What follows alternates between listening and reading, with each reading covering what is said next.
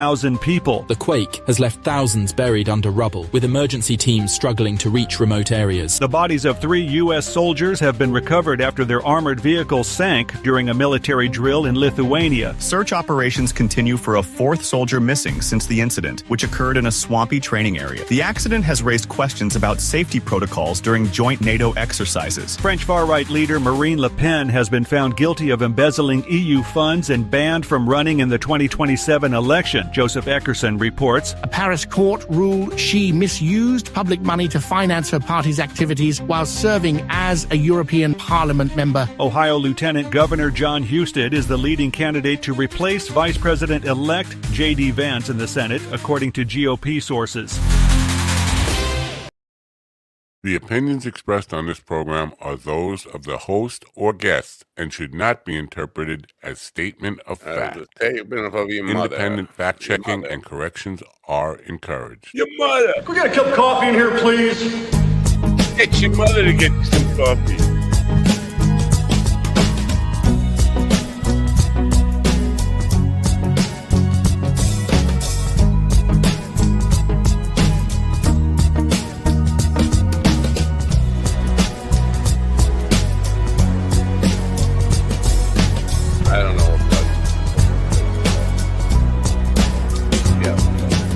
Damn good coffee and hot. I think I'm going to push this button. My dog is your mind's best friend. Oh, and then this button. Yeah.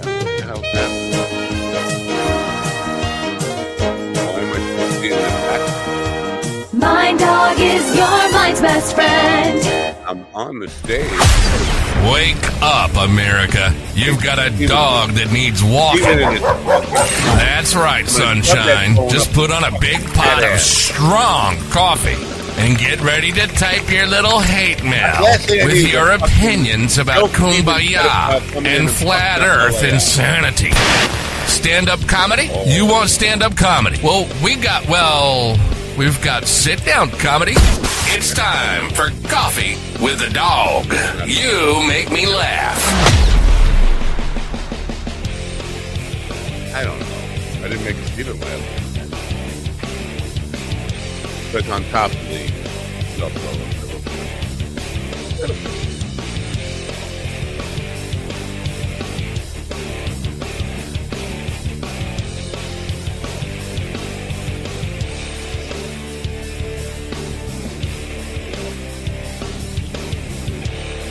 Yeah.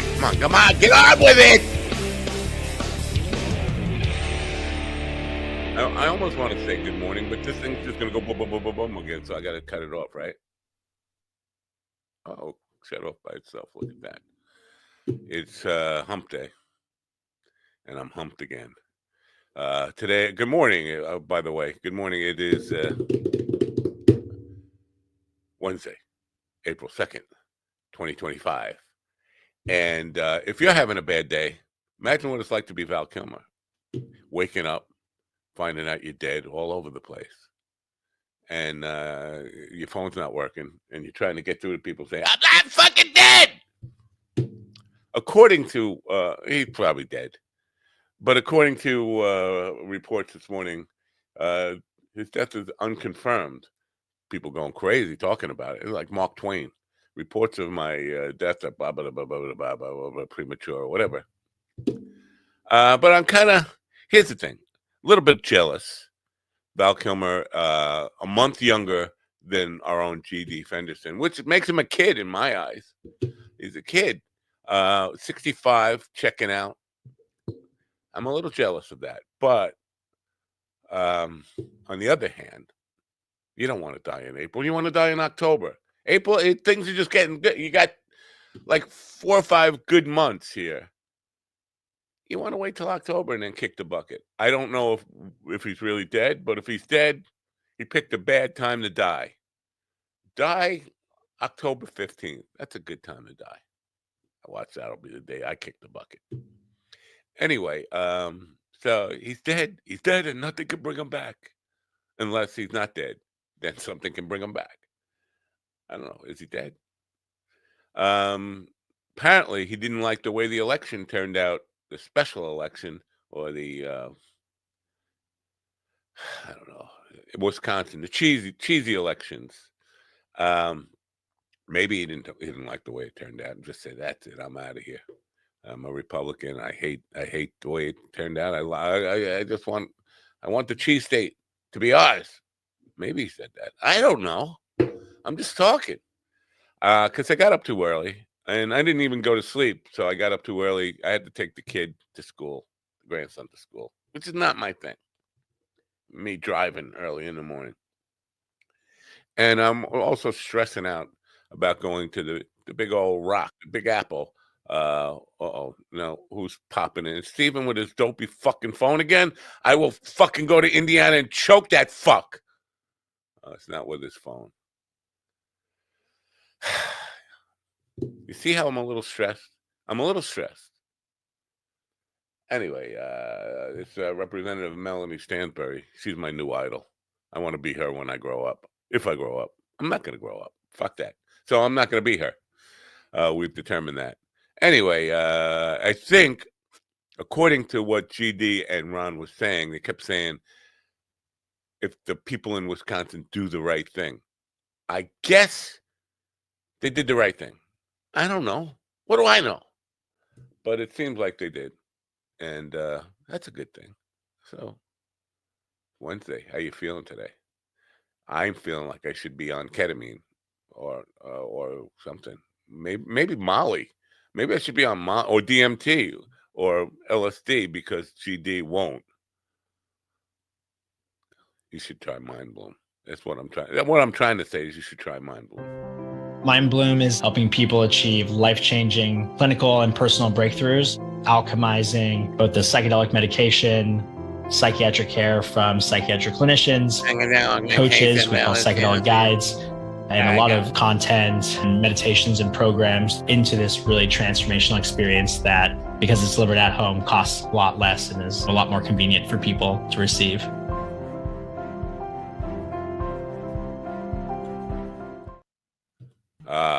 Ladies and gentlemen, in the room with me now are Stephen the pedophile joke thief, not Oliver Stone. Ron, I'm also not Oliver Stone, Kane, and GD. Who the fuck is Oliver Stone Fenderson? Good morning. Good morning, America. MindDogTV.com. Only 17 shopping days till Easter. So if you want to buy something from the Mind Dog Coffee, what's it called again? MindDogTV.com merchandise page. Yeah. Now's your time to do it. Get a bunny. Get an Easter bunny. Get an Eastern apron, an Easter hat, Easter cozy. Get something Easterly from the Easter bunny or for the Easter bunny. Why didn't I think of that? I guess we should get some bunny shit in the store. I have taken personal being called a pedophile. So in response to that, I met a woman who's 42 years old. She's old. She said she was 42. She was actually 4 or 2. You know. Or two women, a 4-year-old and a 2-year-old stacked together in a coat. 42-year-olds. I'm sorry. Well, you say met a woman. That doesn't mean you have a relationship with her. You're going after her daughter, right, or kids? No, her Anakin pussy. Inappropriate. So, no, she. No, we've hung out a couple times. Hung out. So she has a penis. I hung out. You said hang out. You did I say hung hang out out. a couple times. Where's this guy? There's this guy. What the fuck? Screen recording. Oh my god! What the hell is that? There's a guy, and it might interest you because it's a guy, Trump guy, who was arrested for contacting a 9-year-old girl. He's like 50-something. Wearing a Trump ad, of course, one who was going to pick her up. But he asked her if he could start an incestuous family with her and her mom. What the fuck? I know. What the fuck is wrong with this? If I'm not vaping, I'm raping. It's fucking gross out there. I think Roger Stone or Oliver Stone, I'm not sure. I can't tell them apart. Just chimed in with raping and vaping stuff. You guys know the difference between Oliver Stone and Roger Stone, don't you? Yeah. One makes better movies. I thought it was the Nixon tattoo on his back. Doesn't Roger Stone have a Nixon tattoo on his back? He has a Nixon, a Nixon, and he has a Roy Cohn tramp stamp. What's happening? My fucking machines are just like fucking screwing up. Fucking. Look at me say fuck a lot. We have no guests today because Val Kilmer was our scheduled guest. Something's wrong. I've been trying to contact him all morning. Now, did they announce this yesterday and it's just getting around today? It came out last night. So it could have been like an April Fool's joke. I think for him it could be. Well, I think I saw it at like 10:30 last night. That's still within the time frame of joke or prankitations. Yeah, and if you saw it at 10:30, that means somebody had to at least have made it by 10:29, right? So. Oh no. Well, I don't know, but. And since even Val Kilmer on his best days, it's going to take him a while to find out what's going on and respond. I mean, it would be funny if he started to. I would love to start that rumor, except nobody would give a fuck, or they'd celebrate. But no. But it would be funny if he started that prank, and he's just. Well, if you started that joke, you'd have to start it like on a Friday evening, because people will wait just to see if you showed up in the morning to do the show. Oh. So if you did it on a Friday evening, you'd at least have 2 days of people not wondering because you didn't. I'm going to start right now. I died yesterday, and yeah, but that was just a bad joke you told on the show. So, well, that's true because I did hear it. I've finally been seeing some pushback in like my area about. Hey! we don't want to know about the pushback in your area, okay? Let a doctor check it out. It's a push in, not a pushback. No, so Fort Wayne Comedy Club had a MAGA comedian out, and it caused some problems for them. Pretty heavily. Well, what do you mean? Explain. Because it wasn't funny, or you know who Chrissy Mayer is? Yeah, she a rival. She that's funny. She's a local radio personality who then got on the compound with Anthony Cumia, and was for a time. Every guest I had, she would when I was getting like some named comedian guests on, she would wait until they got on this show and then contact them. Saw you on, and basically book them on her show, where she has far more viewers and listeners. But yeah, I know. Well, she was there. So she was booked, and a couple of people I know, a couple black folks I know who went to the show didn't know. There are only a couple that you know. Well, you didn't have to see a couple. No, you could have said all the black folks you know. Fort Wayne Comedy Club is in a sundown town. Okay, so it's sketchy already. But so they went to this comedy club because it's one of the only spots that has comedy going on Friday nights. And she gets there, and this chick is just like telling racist jokes. The whole club was just filled with white people, as far as the eye could see. And apparently she was just up there just being a super hateful cunt for no reason. And well, it could be biology.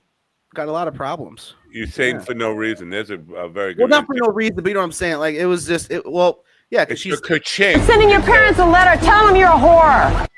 Too.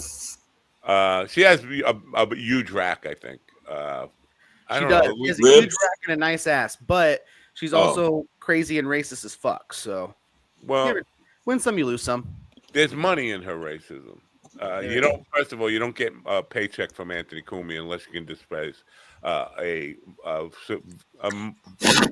advanced racist ideology there.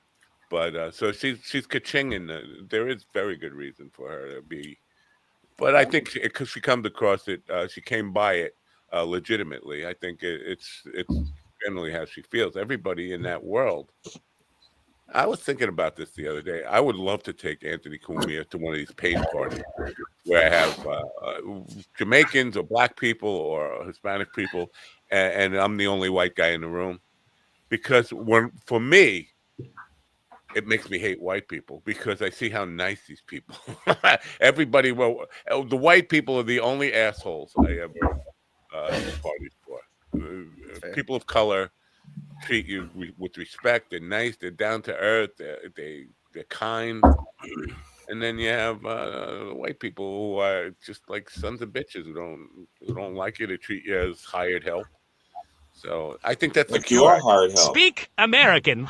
You don't have to treat them like hired help. You could treat them like actual human beings. So I would like to offer Anthony Cumia a ride along. Come with me. I have one. I got one in Harlem in 3 weeks.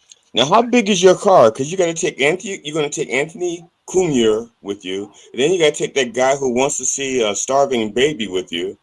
I mean, how big is your car? Who do I? The guy that said, "Show me one starving baby" or something. Go to millions. Charlie Kirk. I don't have to bring him with me. First of all, he's done. Charlie Kirk is done. I finished him. I put a dagger in his heart. Damn. Did you at least record it for prosperity? No. I'm the only guy who doesn't have his phone on at all times. This is the weirdest thing is that the old dog has learned a new trick because the old Matt would have just dropped him off of a roof, but you're stabbing people now. Right. He's evolving. He's growing as a man, and that's important. Yeah. Our little boy's growing up. So before I take off here in like 15 minutes, why'd you bother showing up? I'm sorry. Go ahead. Because I missed you guys. I don't like not being on here. It sucks. That's the gay. Well, we can't miss you because you won't go away. No. Yeah, you're welcome. So I filed my divorce papers yesterday. Congratulations to your ex-wife. I know, right? And so now I'm trying to decide what to change my last name to. Because I'm not going back to my old family's name, and I'm not keeping my ex-wife's name. Well, I think you'd make a great Dread Pirate Roberts. I'm telling you, if you change it to Joke Thief, you'll get a lot of attention. Well, I was thinking of changing it to Landau. Stephen Landau. Yeah. Nice Change it to Napo Jr. Change your whole name to Matt Napo Jr. You don't want to do that. You'll go to jail. Yeah, Matt Napo Jr. You could be. Here's the thing. They have a small list of names you can't choose from, but everything else is pretty much open for them. So now, are these names you can't choose from? Because I know, like in some states, some names are illegal. You can't name your kid Hitler. Right. There's no Hitler. You can't name him COVID or like anything related to that, or like after any diseases. Apparently. What do you mean you can't name him COVID? Yeah. I think you can. Who's going to stop you? How about Stone? I don't Stone know. is a good one. Well, so my aunt is giving me a few options. One of them giving us a few things too. Okay, that's cool. But one of the names was a Stronghold. How about Steven Starchild? Starchild. Now I sound like a gay porn star. No. Starchild. No, Stephen. Let me see. It's not Adam and Eve. It's Adam and Steve. So Steve and Adam. Well, my buddy and his wife and their family offered me their last name, so that might be an option. Oh, I got it. When do you have to decide by? I think the court date's in like a month and a half. Have a contest, and make it a fundraiser. They can, if they want to, and have the name seriously considered. Donate, put $5 in your GoFundMe page with the name that they want you to be named. Have you seen how his GoFundMe for the van thing did? It's still going. It's raised $600, but okay, sell your last name to the highest bidder then. Well, I was actually thinking, what if I did either like make a donation and then enter and then put a name in, I'll do a drawing, or find a car company that will give me a van, and I'll be like, I'll change my last name to whatever your last name is. Like for example, Grody Automotive. I'll be Stephen Grody. There you go. Why not Dahmer? Okay. Go for Dahmer. How about change your last name to Tesla? I already No, said because that. people will try to carve not like swastikas into me and run into me on purpose. Speaking of running into on purpose, did you see the cop in Broward County, Florida? Kids, I mean, these are young kids, probably 12, 11, something around there, riding on small, like, banana seat bikes or whatever. Cop hits the kid on purpose with his vehicle. I saw that. Jumps off and then starts beating the fuck out of him. A little kid. And then 4 other cops jump on him. And then what was the kid was riding his bike recklessly and crashed into the car. Like, well, no, did you not know there was kids with phones taping the whole fucking thing? But to see it taking 4 sheriff deputies to pile onto a 12-year-old kid who's already been hit by a car. Who's doing it? Who's getting a message? That's me. Jesus Christ! StreamYard fucks up every time a phone rings. Why? So, Stephen, I don't know if you know this, but yesterday, I don't know if you know this about Ron Kane, but yesterday he was interviewed for a job managing a Verizon, and they said they already had a guy, but they were going to get rid of him because they found out he was a pedophile joke thief. So Ron got the job. Wow, they fired Landau. That sucks. Dalia. They fired Chris Dalia. D'Elia. Okay, Mannequin pussy. I said that at work yesterday, and everyone laughed for about 15 minutes. What, mannequin pussy? Yep. Oh, Ron, did you pull your dick out on the interview yesterday? No, I didn't have to. You just wore tight pants, right? Oh yeah, because you got the job, right? You start the 14th. Yep. Hell yeah! Congratulations, man. I'm special. Me too. I'm special. So I'm gonna have to break the news to my wife about the job. I'm not. Apparently, they must have found somebody more qualified. That's all. Or somebody who lives closer who would take the job. Closer. Yes, somebody who lives closer. Yeah, I practically live in the place. So yeah, it's not looking good for me. Well, you win some and you lose some. That's what I call schlong division. Oh, one other thing I was going to tell you guys is schedule will primarily have me going into work at like 11:30 or noon, so you might be able to still be on the show. We hate that. We totally hate that. We bought you a tombstone with your name on it. I mean, that's true, but they also made one for Superman, and he returned. Yeah, but that was using alien technology. You don't believe in alien technology. So I think tomorrow, I exclusively believe in alien technology. What are you talking about? tomorrow, God willing, I don't know if God's really willing. Have you checked with God lately? See what I did, and I'm not in His will. Dick all the time. I don't talk to him. Josh, the way, and the way we go, will be on the program. And the way we go, and then John Beaver, somebody will be on the show Friday. I hope none of them die like Val Kilmer did, because that's really that's disrespectful to die when you're booked for the show. Well, my guess is one of his old Batman. One of his old Batman enemies came after him and took him out finally. Probably the Joker. That's just weak. I tell Landau he's got to pick up his game a little bit. That was weak. What's going on now? Who's getting that crackly? That's my phone. Somebody's getting crackly. No, that was me. My phone was ringing. Well, call whoever's crackling you and tell them to stop crackling you. Last chance to register for tomorrow's training. Do I want to get trained tomorrow? Yes. Wait, you want to get a train ran on you tomorrow? I don't know. I think maybe I do. Maybe I just don't know it. Well, it depends. Are you going to be the engine, the middle car, or the caboose? You know, when I was living in Portales, New Mexico, I was away for the weekend. And I let the whole entire Brotherhood. I didn't know the Brotherhood was an Aryan thing, by the way. They all took turns on you? No, I was away, and these guys, they started because fraternities were the thing then, and we weren't allowed in any fraternities. We were blacklisted from all the fraternities. So they started their own fraternity without me. But like 15 guys trained my neighbor, the next door neighbor, when I wasn't in my house. It's just I'm a little bit. I was mortified to find out, but turned out that wasn't enough for her. She wanted to train with more guys.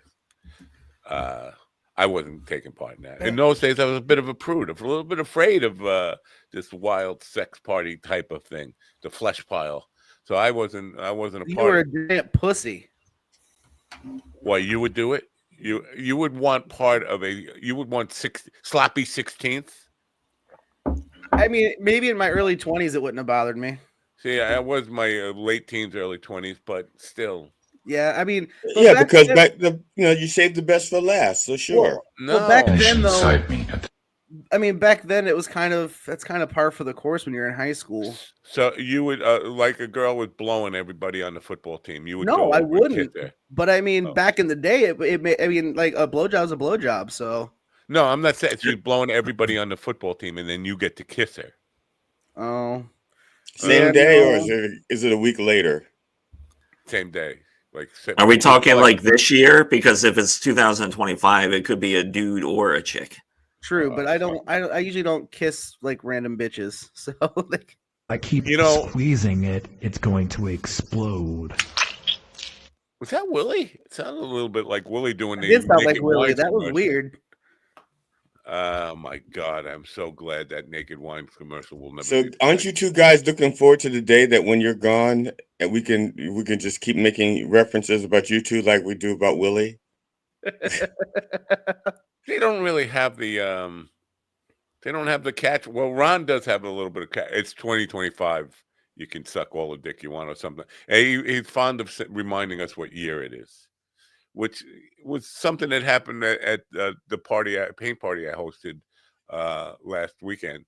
They kept saying things like that. Well, it's 2025. Well, not with Willie's voice, with a Jamaican voice, a Jamaican accent, but a Jamaican Willie. There's not a lot of fun. It's 2025. You can suck all the dick you want. Yeah, fine. I don't know. It's not as good as. Well, I don't know if you know this about me, but my father stuck his cock in my mouth. Open that mouth and swallow it down. Welcome to Coffee. Nice. All right, guys, I got to get out of here. Thank Enjoy God. the suffering. Good. Get out. All right, get out of my room, you little phone freak. Look, I don't know if you knew this. I don't know if you knew this about Steven, but I can't do it. I don't know if you know.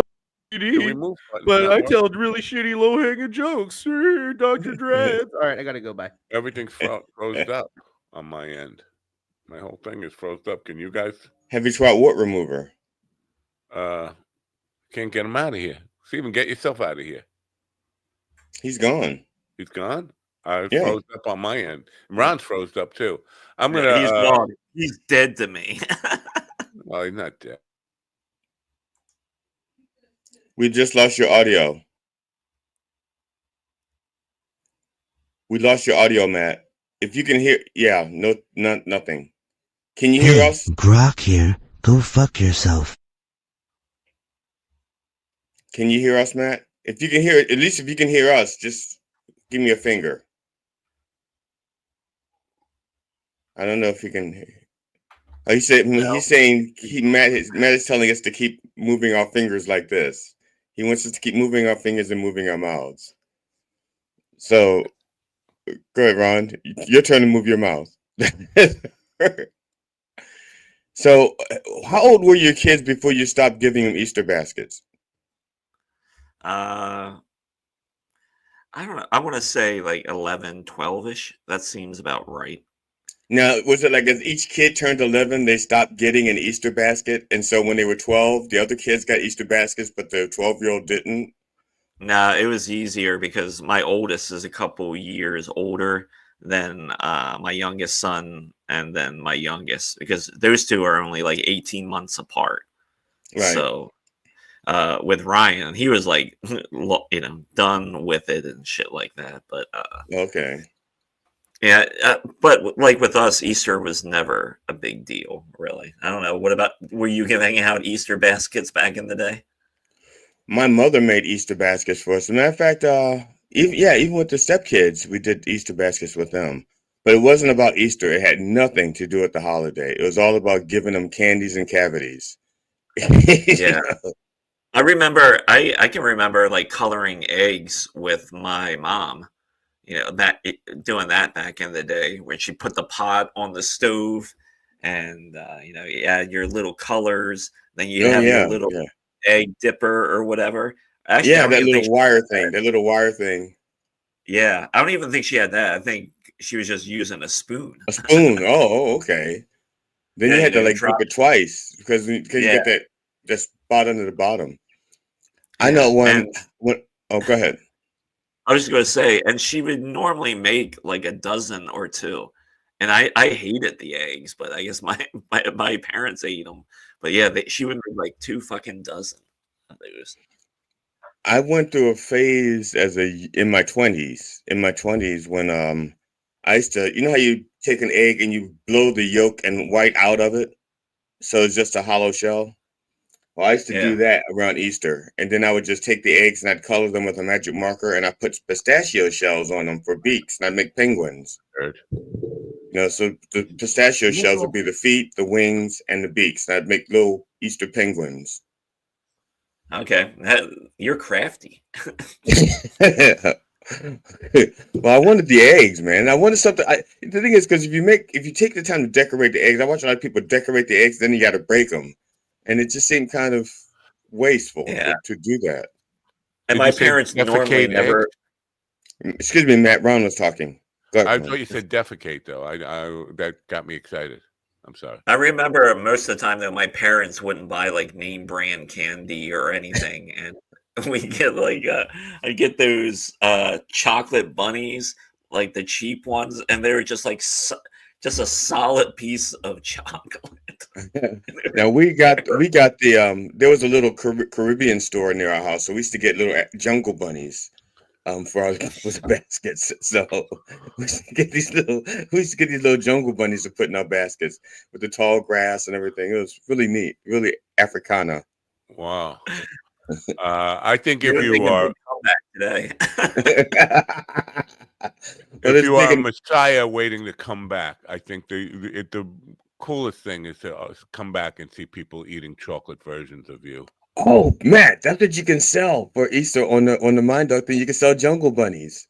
Too late. The MAGA people would be like, you had like little rabbits with the bones in the nose, maybe. That would get me a job on Auntie Kumia's Compound Network, right? Probably. Yeah, I'm gonna work on that. I'm gonna work on the design for jungle bunnies. You are. Oh yeah, I'm gonna get I didn't know you were a Jungle Bunny designer. I am now. Uh-huh. There was an opening. There was an opening for jungle bunny designers. All right. I see the foul mouth teacher is in the chat room. He's I don't know, was he in Colorado? No, he's in Texas, isn't he? Yeah, he lives in Texas, but I think he was in Colorado the other night. Seemed like a really cool room. The pictures I saw, I don't know if I have it straight. Golden, Colorado, Boulder, Colorado, Rocky Mountain High, whatever, Colorado. I think he was in Colorado. But Ann says hi, everybody. And from Bakersfield. And from Bakersfield, you're on the line. He was in Golden over the weekend. Amazing room. Yeah, if the photos I saw looked like a really, really cool room. But anyway. All right. We got nothing today, right? We got no guest. Val Kilmer was the scheduled guest. He's dead. He's dead and nothing can bring him back. Are you sure he might show up? He might show up. That would be good. You don't since the reports aren't confirmed, can't we say that? Well, he might show up. Yeah, he might show up. Anybody tried calling him?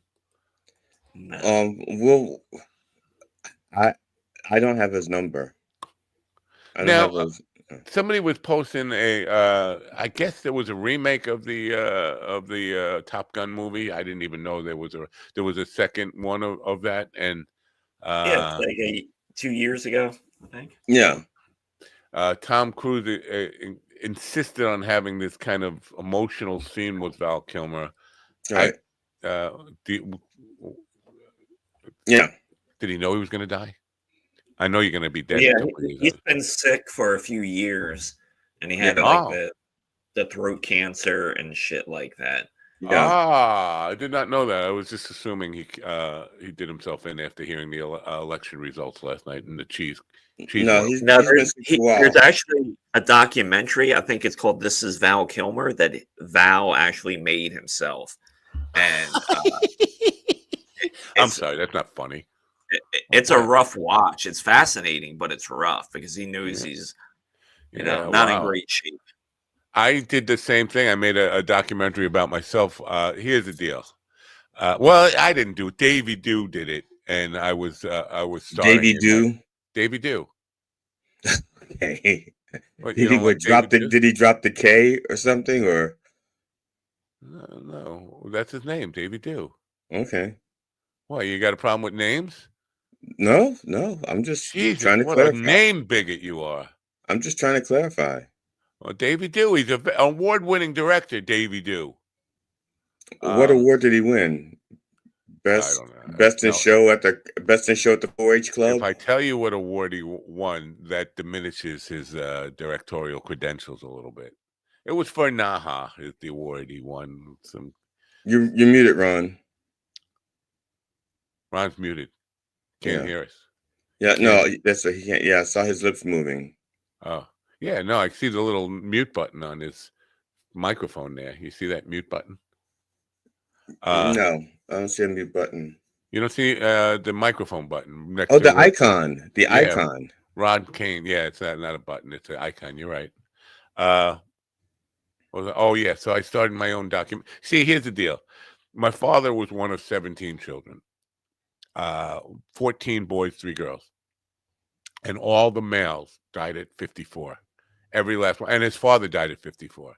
So my brother and I both, my ex-brother, both assumed that we would be dead at 54. So when I turned 54, Davey Dew started to do like a follow Matt on camera documentary kind of thing, waiting for me to die. Unfortunately, it didn't happen. So the whole thing was scrapped after. We were waiting for me to die on film. How do we know that you didn't die and you're not a stunt double? I don't. How do I test that? That sounds like a great name for a motivational book, though. Waiting to Die by Nat. Yeah.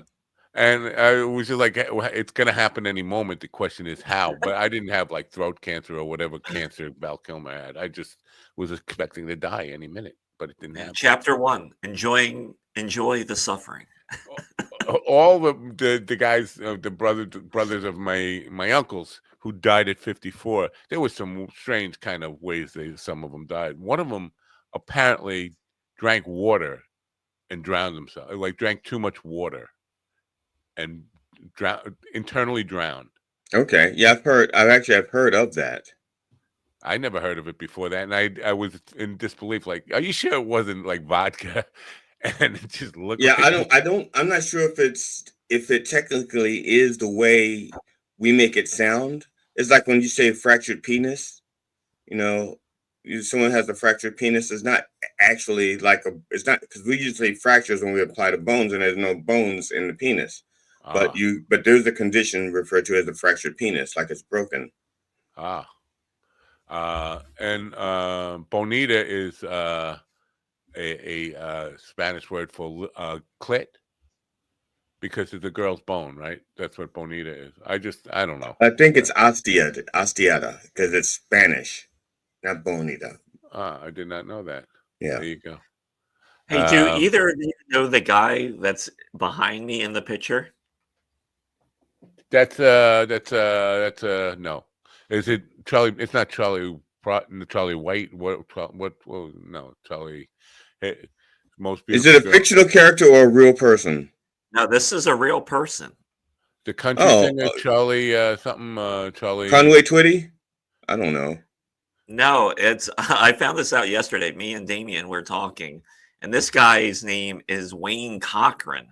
And apparently back in the day, his big thing was he was the white James Brown. Wow. And so basically he did James Brown music as a white guy. Okay. Is there anything on YouTube with that? Look it up. Yeah, I was surprised by this because me and Damon start talking, and he's like, "Did you know?" Then he starts talking. It's like there was a white James Brown, and James Brown was the black Little Richard. And well, Little Richard was the black Little Richard before James Brown was a black Little Richard, but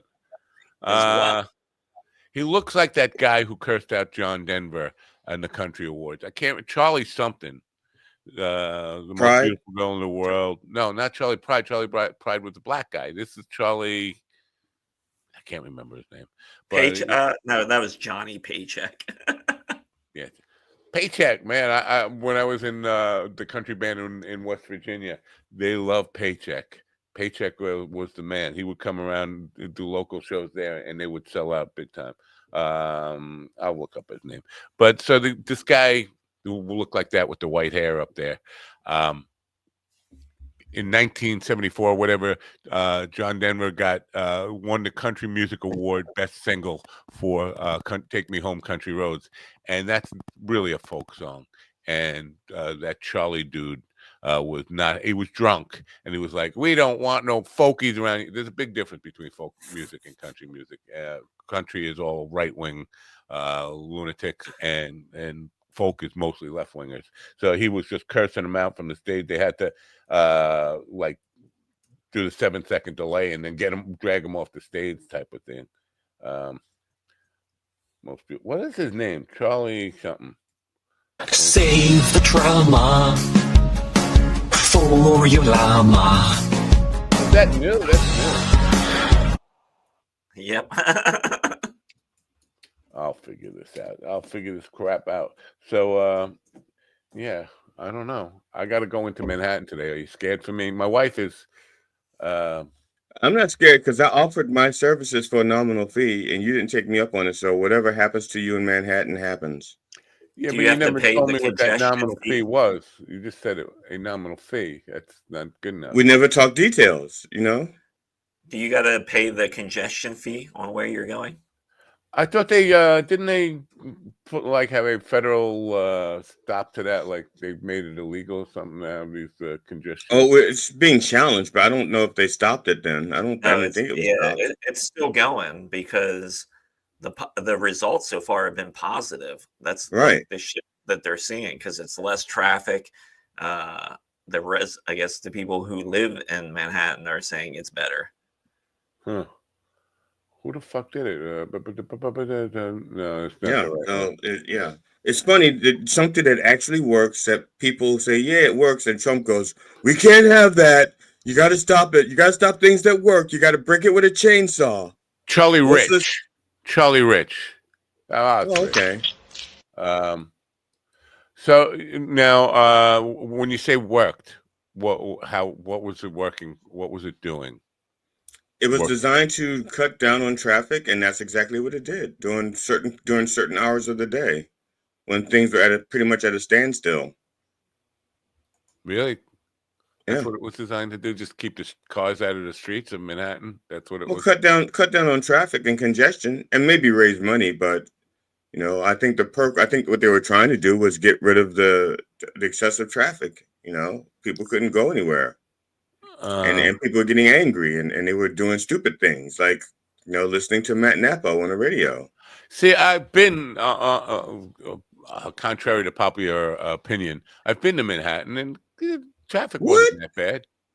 Traffic was never that. I mean, yeah, it's congested, but it's long. It takes you longer to take the subway anywhere you go, and it's a whole lot of foot traffic. Well, the only reason it takes people longer on the subway is because they have to stop to clear bodies off the track. But if you just run them over, unless it's a big body, it's not going to derail the train. Steven's been writing your material, hasn't he? No, I'm just stealing it from him. He doesn't even write it for me. I just steal it. That's just terrible. No, there's no bodies. Subway is very safe. It's very safe, very clean, very just a wonderful place to be. I would live in the subway if I could. Just I can't afford the rents. Okay. Did any of you see the Kanye West video? Something new? What is it? Actual like a music video, or is it? What? No, it's Him just talking him to the talking. to a guy in a like a black KKK outfit. That guy. Yes. Yeah. Yep. Yeah. That was like a week ago, wasn't it? I thought it was. Maybe I'm just. Well, the clips have been. There's all sorts of different clips, but yeah, if you haven't seen this, everybody, it's Kanye West talking to this guy, and Kanye West is dressed like a Klansman, except he's in an all black hooded suit. I have a little bit of animosity there. I'm evil. I'm not hearing anything. Are you hearing anything? I'm hearing in my ear. You don't think about like his family, other people that love him? I am an evil person. You don't. It feels like you still have a little bit of animosity there. I'm evil. No, you're not evil. Evil. We know who evil is. Well, we don't really know who evil is, but evil is the guy who makes bongs and glass water pipes and stuff. I thought evil was the guy who jumped over mountains but never quite made it. Yeah, never. No, he did make it, didn't he? Oh no, no. The chute deployed almost instantly, and he went canyon, into the canyon. What that was almost like a Geraldo's Al Capone vault waste of money time. Well, the sheer fact that it started up that he was going to take his motorcycle and jump across the canyon, and then it turns into a rocket. A rocket cycle. What's the point then, right? What's the point when it's not a motorcycle anymore? It's not even close to a motorcycle. If you can't get a rocket to go over a river. You might as well work for SpaceX. Yeah, you might as well not try to save people from going to the moon or whatever. It's international space. Yeah, I remember that guy towards the end of his career when he kept trying to do stuff, and it just seemed like every time you would try to do something, it just seemed why are we doing this? Yeah, I remember Super Dave Osborne. Yeah, vaguely remember Super Dave. Albert Brooks' brother, Dave Osborne. Dave Brooks. David Brooks. That's who. All right, nobody cares. I'm used to saying stuff that nobody cares about. We care, kind of. Robbie Knievel, Evil's son, got into some shit with Zach Wiseman, who used to host a show when I was off doing a film thing for a short period. I think they got into a fight over Zach refusing to do cocaine off a hooker's ass. And Robbie Knievel was offended by that. Like, he kicked him off the set or whatever. What? Weird shit. Refusing do cocaine at all. The fact that it was off a hooker's ass was just, I don't know, coincidental, I guess. But so Zach wouldn't do the coke, and Robbie Knievel got really angry about that. Like, I don't trust you now. You're a fucking narc. Yeah, but he was a bartender. This election thing went your way, right? The people did the right thing. That's what you're gonna say. Tell me they did the right thing. Wisconsin people did the right thing. Yeah. Yeah, at least with the two elections I'm aware of. I think Susan Crawford for the Supreme Court. And that's important on multiple levels. I mean, the more important level is the fact that there's important decisions that are going to be made by the Supreme Court by the Wisconsin Supreme Court, and they'll probably be more likely to be decided right. Redistricting, right? That's what you're talking about? That's one of the things, redistricts, moving the lines around. And also there's the abortion issues coming up there. Yeah. So here's the thing with this, and this is why I can't fucking take people. They fucking drive me crazy. Because before the election, Musk and Trump and all these people were saying if we don't win in Wisconsin, meaning them when they say we, Republicans, if we don't win, it's the end of humanity, it's the end of society, it will be the ruin of everything. And then they didn't win, and they were like, it's no big deal. Democrats are acting like they did something. It's just a state election. State elections don't matter. Like, you go from one day saying one thing, then when it happens, you completely spin it the other way. Now, on the other side, all these Democrats who were saying Democratic Party is done. It needs to rebrand, new change course, re-strategize. Their message is not working. After yesterday saying this is a sign that GOP is in big trouble. Democrats are messages like, wait, just 2 days ago you were saying they were fucking done. Now they want a state thing, and you're all so everybody is just like overreactive to one little thing like this, and every time an election happens, it's doomsday for the party that lost. They're never going to win another election and all this stuff. I've heard this so many times. In 2000, when the Supreme Court decided for Terry McAuliffe, who was a Democratic strategist, was saying the Democrats were done. He was, and then they won 7 years later. So this idea that everything is the end of the world. Every election is means the party is done. They'll never win again, and then they win it. And then see, the other party's done. Stop. Just stop with the spin. Let shit happen. Yeah, they still need someone to lead that party. And I've seen that like Gavin Newsom was out there trying to do his thing, but you look at him as like you're part of the problem. This is why people don't want to vote for you, because you can see if he ran, all it would be is like he's related to Nancy Pelosi, blah blah blah. Wait, he is? He is. How? By cum stain? No,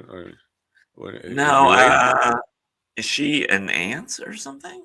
I did not know that. This is news to me. We're breaking news here. Well, I'm breaking wind here, but Ron's breaking news. I didn't know that they were related. Yeah, Nancy Pelosi's nephew. Wow. Let's see.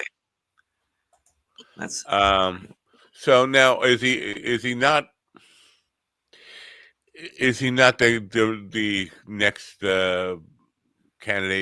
presidential candidate because of his record in the state, or because of the things he's been saying lately, like you have to open up the dialogue, we have to reach out, offer an olive branch to the Republicans and all this stuff? I don't know. He's out there jerking himself off because he's got a podcast where he talks to other people on the other side of the aisle. Shouldn't it be illegal for anybody in elective office to have a podcast? Well, this is kind of that. I don't know if it should be illegal. If he's not using it to make money, how should I put it? Look, I don't know what the laws are in California, and you just said it should be illegal.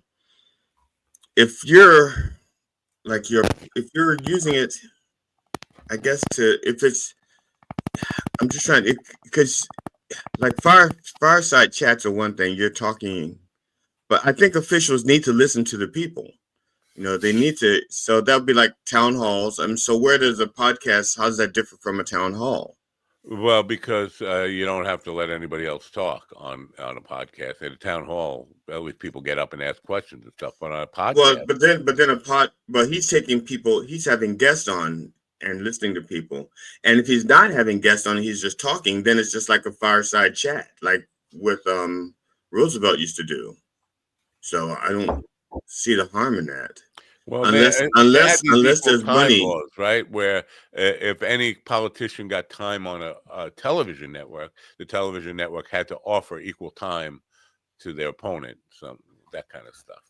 Now, if it had a sponsor, that let's say I don't know, Abortion Rights USA or something, and they were a sponsor, I think that could be an issue if there was actually a sponsor. But if it's not being sponsored by anybody and it's nonpartisan, I don't see a problem with it. Yeah, welcome to Fireside Chats with the Dog. Today we're going to talk to incumbent governor Mannequin Pussy. Well, I know when Howard Stern was running for governor, they wanted him to give up his radio show.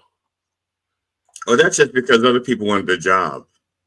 They just wanted him to shut the fuck up. They just wanted him to shut the fuck up. They were claiming it was the equal time thing, and that K-Rock could not afford to force a Republican, or no, he was running.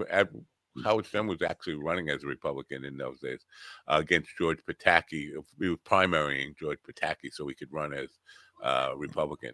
But whatever, they didn't want to give equal time to the other party. K-Rock said, no, there's no way we could do it. You're going to have to resign. And so he gave up the race pretty quick on that, deciding that. I have a video here of a content creator by the name of I Show Speed, and he's been in China or was recently in China, and he had an interesting conversation with a woman who is a fan.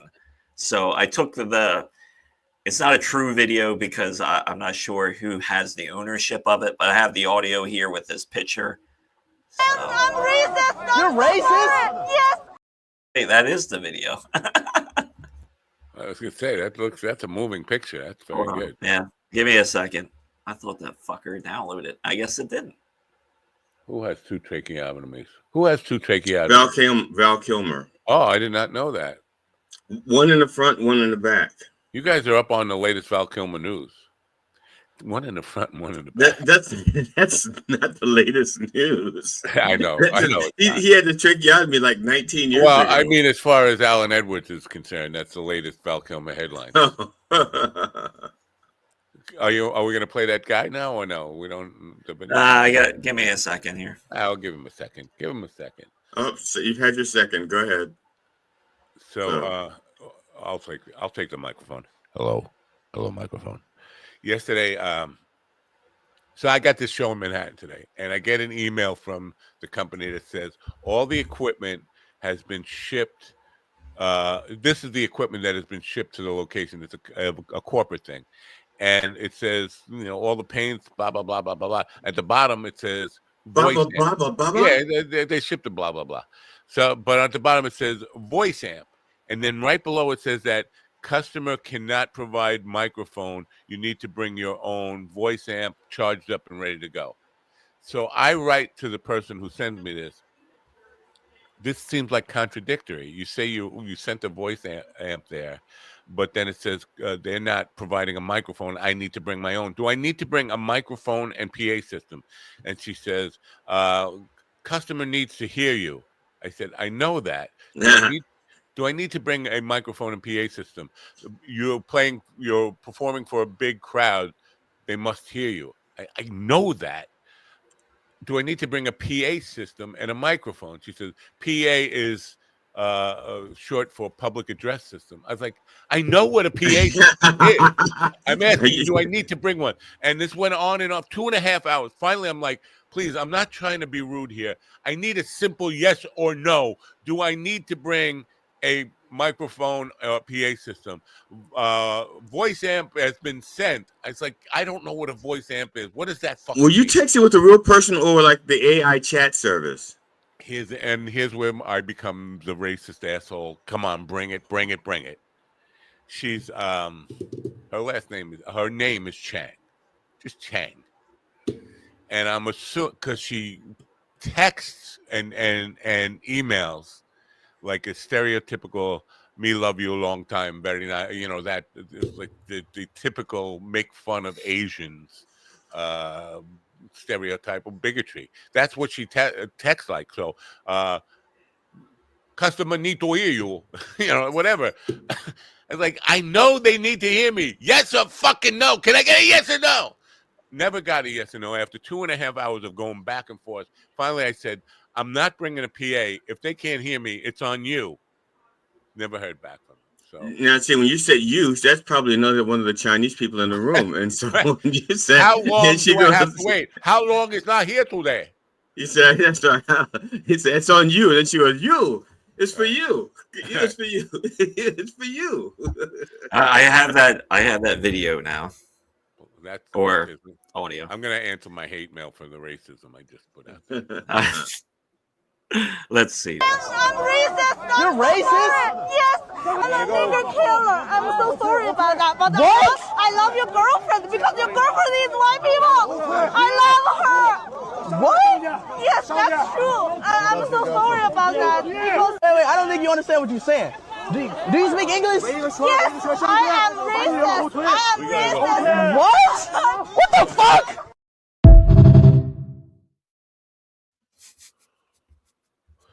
That's all I got to say about that.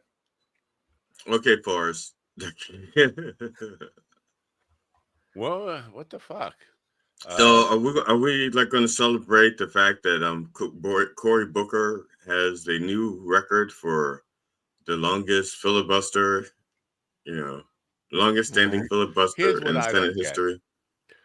Now he could have, if he thought this out, had a tag team thing where when he got tired, he could just. I think this is the way it works anyway. Recognize somebody else who's on the team. They take over for a couple hours and then they recognize him back, right? Or yield to. I think once you yield, you cannot. I don't think it works like that. Now, what he did do, and what is allowed by the rules, is you can have questions. So he took questions from I think 7 different Democrats that would give him a chance to rest his voice, but you can't leave the podium in return. I think. So now he didn't pee or shit for 24 hours. We don't know that. He could have been wearing a diaper. Well, according to the reports on Twitter, he wasn't wearing anything. That's and how would you know? How would anybody know? Somebody else did it. I guess the record that he broke or whatever. Somebody else attempted one, and they were working with not a catheter, but like a colostomy bag or something, a pee holder. And how? He's not. I don't know how they know that. And how is it going to help anybody? What do you mean? Well, it's like anything else in politics. Sometimes, because the biggest results that we've gotten so far have been from people protesting, and from the courts when they hold up. So those are the two biggest pushbacks against what Trump has been doing. And so, if you can do something performative that just shows people, even if it's not real fighting, if you just show that you're making an attempt, people will respond in kind. Intelligent people know the Senate doesn't have any real power to stop it, and the House doesn't. But you have to at least go through the motion and say, "Look, we're trying everything. We're throwing everything at the wall to see what sticks." So some people just need to see somebody doing something. It's just really performative, and yes, exactly. And who gives a shit? But the thing is, performative isn't going to work on everybody. I mean, you look at what Trump does. 99% of what Trump does is performative. He knows it's not real. He knows it's not right, and sometimes he gets lucky and shit happens because of it. But like this whole thing about calling today Liberation Day, that's performative. It doesn't mean a damn thing. It's more like Deliberation Day because he's deliberately fucking things up. But it's pretty much the same as him just yapping for 24 hours too. It's like you may have slowed things down for 10 minutes, but other than that, what are we doing here? And what are we doing here? Yeah, I mean they had their fucking chances, and it's like you fucking lay down like fucking dogs because you got no fucking backbone. That's what I think of the Democratic Party right now. I don't know. I just don't know. Yeah, I mean, I get it. Like they can't really do much right now, but they dug their own grave. Gladly too. A lot of times they were the ones holding. I understand they lost, but how? Because I mean, it's just. They keep saying they weren't on message. They weren't in this last election. They weren't saying things that people cared about. What I heard Harris talking about were things I cared about: protecting Social Security, giving people $25,000 to buy, first-time home buyers, getting behind the unions, all kind of things that I really did care about. She was talking, and those were populist messages, and people saying, no, she was just talking about trans. I never heard her once say anything about trans or any of that. Not in this, only in the sense that everybody needs to be heard. Everybody has to have equal protection under the law. Right. And if that's upsetting to you, that everybody needs to have equal protection under the law, then you wouldn't have voted for Harris anyway. Right. So the point I'm making, though, is they keep on saying she wasn't delivering the populist message. I think she was basically saying the same shit Bernie Sanders said, that they said, well, Bernie's the only one talking to the people. I think she was saying that what I heard her saying seemed to be the same exact stuff. Medicare for all. No, all I'm saying is because the reason, I think part of the reason she didn't win is, not because it was so much her message, is that she was fighting years and years of just lackluster and incompetence, because the Democrats had plenty of opportunities in the past when they had full power and to do shit, and they never fucking did. Then pussy ass Joe Biden didn't do his fucking bullshit. I mean, he fucked her up when what was it, like 2 years ago or whatever, when he come out there, it's like, I'm still gonna run. It's like, bro, let it go. You shouldn't. You said he was going to run once. He should. I agree with what you're saying, Ron, but I don't think that was why she lost. I think it's a combination of things. It's stuff like that. I think the biggest thing was the economy. It even or dates at least back the way to people feel about it. Obama, when Ruth Bader Ginsburg, her old corpse, wouldn't want to leave her job. And she's like, I'm just going to stay here. It's like, you're not helping anybody. I think Ruthie was definitely not helping her party. Or, Supreme Court justices are not supposed to put party over or anything. But I think... Yeah, we got Ruthie. That happens in parties. You have a party, people get Ruthied. But that was a bad play. But I think the Democrats had a lot of fucking Benedict Arnolds. I could go down Joe Manchin, Sinema, Gabbard, RFK Jr. They had a lot of fucking people who were just willing to just stab the party in the back and go on the other side. That's so all I'm saying is that, like, I don't think it was just her. This is just a collection of failures that have finally come to a head. And that's kind of like, I feel, where the party is. It's just years of like failures and just kind of like rolling over and like, oh, we're going to go high and low. It's like, well, sometimes you got to fight. I'm going to go high. Well, I'm going to the city today. Hopefully I'm going to go high. Yeah. I mean, eventually you got to look at somebody and say, well, if you can fight with one eye, I got to take the other. Yeah. And you can paint with one eye. Good for you.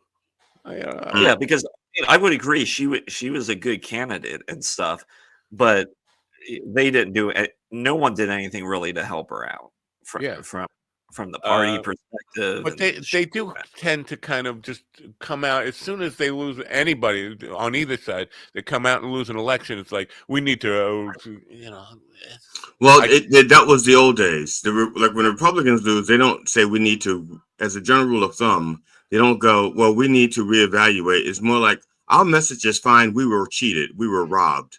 Yeah. And the Democrats are the ones that...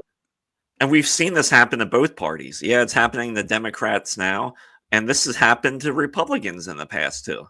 Yeah. But we didn't really capitalize on it. Democrats 10 didn't o'clock really last night on Twitter, I counted 15 Wisconsin was rigged posts. Like, that 15 doesn't seem like a lot. It must try to rig it.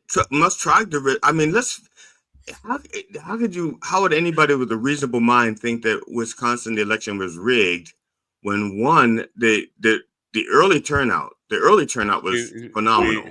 To qualify, you just put there with a reasonable mind. Well, yeah, I generally have to say that. I wouldn't say nobody. I mean, there are other people who think that, so that's why I have to say people with a reasonable mind. Reason has left the building with Elvis. Melanie. Whoa! Elvis left the building. Well, this building. I don't know. He's probably in a moratorium somewhere, right? I thought that was a moratorium. I said moratorium is when they. I used the wrong word. I'm Lorena Bobbert. I used the wrong words. Melanie Stanford. William, I understand. I've been there for the past 10 years. What, in a moratorium or a no, using the wrong words. Oh, all right. A moratorium on mausoleums. Melanie Stansbury, you know her? Art Mooney, you know him? Stansbury, you know her? Representative Melanie Stansbury. A beautiful thing. I don't have the clip ready here to show you, but Comey trying to run through this bill that gives the executive branch complete power just to eliminate everything, agencies, willy-nilly, whatever the president decides to do, he can do by just stroke of a pen. And this woman was calling out Comey on this bill, like, this is Congress's authority here. The executive branch has to go through Congress and get approval for all these things. And Comey was saying, well, this bill preserves this.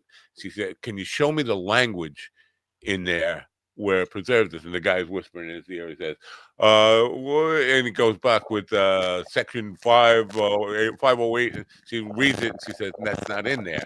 And then it went on for like 5 minutes, like, show me the language in there. And then there were crickets. I'm not kidding, for like 4.5 minutes, where he just like, he doesn't even know what's in his own bill. It needs to be told by this very young looking. Well, no, I think he knows what's in his bill. He's just trying to lie about it, and that's Right. So it's like, what's the closest thing we have to truth? Right. And this is why, and this is part of the reason why people hate politics. Yeah. From people just saying, "Oh, everything is rigged because it doesn't work out in their favor." And no matter what you do and you put out there, somebody wants to fucking comment and make whatever political. It's like the same fucking people that post restaurant reviews. Like, they want to tell you about their whole day as part of the restaurant review. Like, well, when we went here, we were driving for 6 hours and my husband didn't make me come. He edged me for 2 hours. Then our waiter looked at us with a scorn eye. Because he only had one. But the waiter made me come real quick. Everything is political now, and everybody hates it. And I think no matter what side you're on, you're sick of hearing this bullshit. Yeah. 420, 20 days of 420 at the cannabis in Riverhead. 20 days of 420 is like on the first day of 420. First day of highness. I forgot the words of the song because I was so fucking high. I want to get in on that. I'm going to Manhattan. 420 is on a Sunday this year. So. Oh, isn't that Easter? Easter, yes, Easter. Easter's on 420, so we will all edible bunnies. We will all run edible jelly beans. That's what I'm talking about.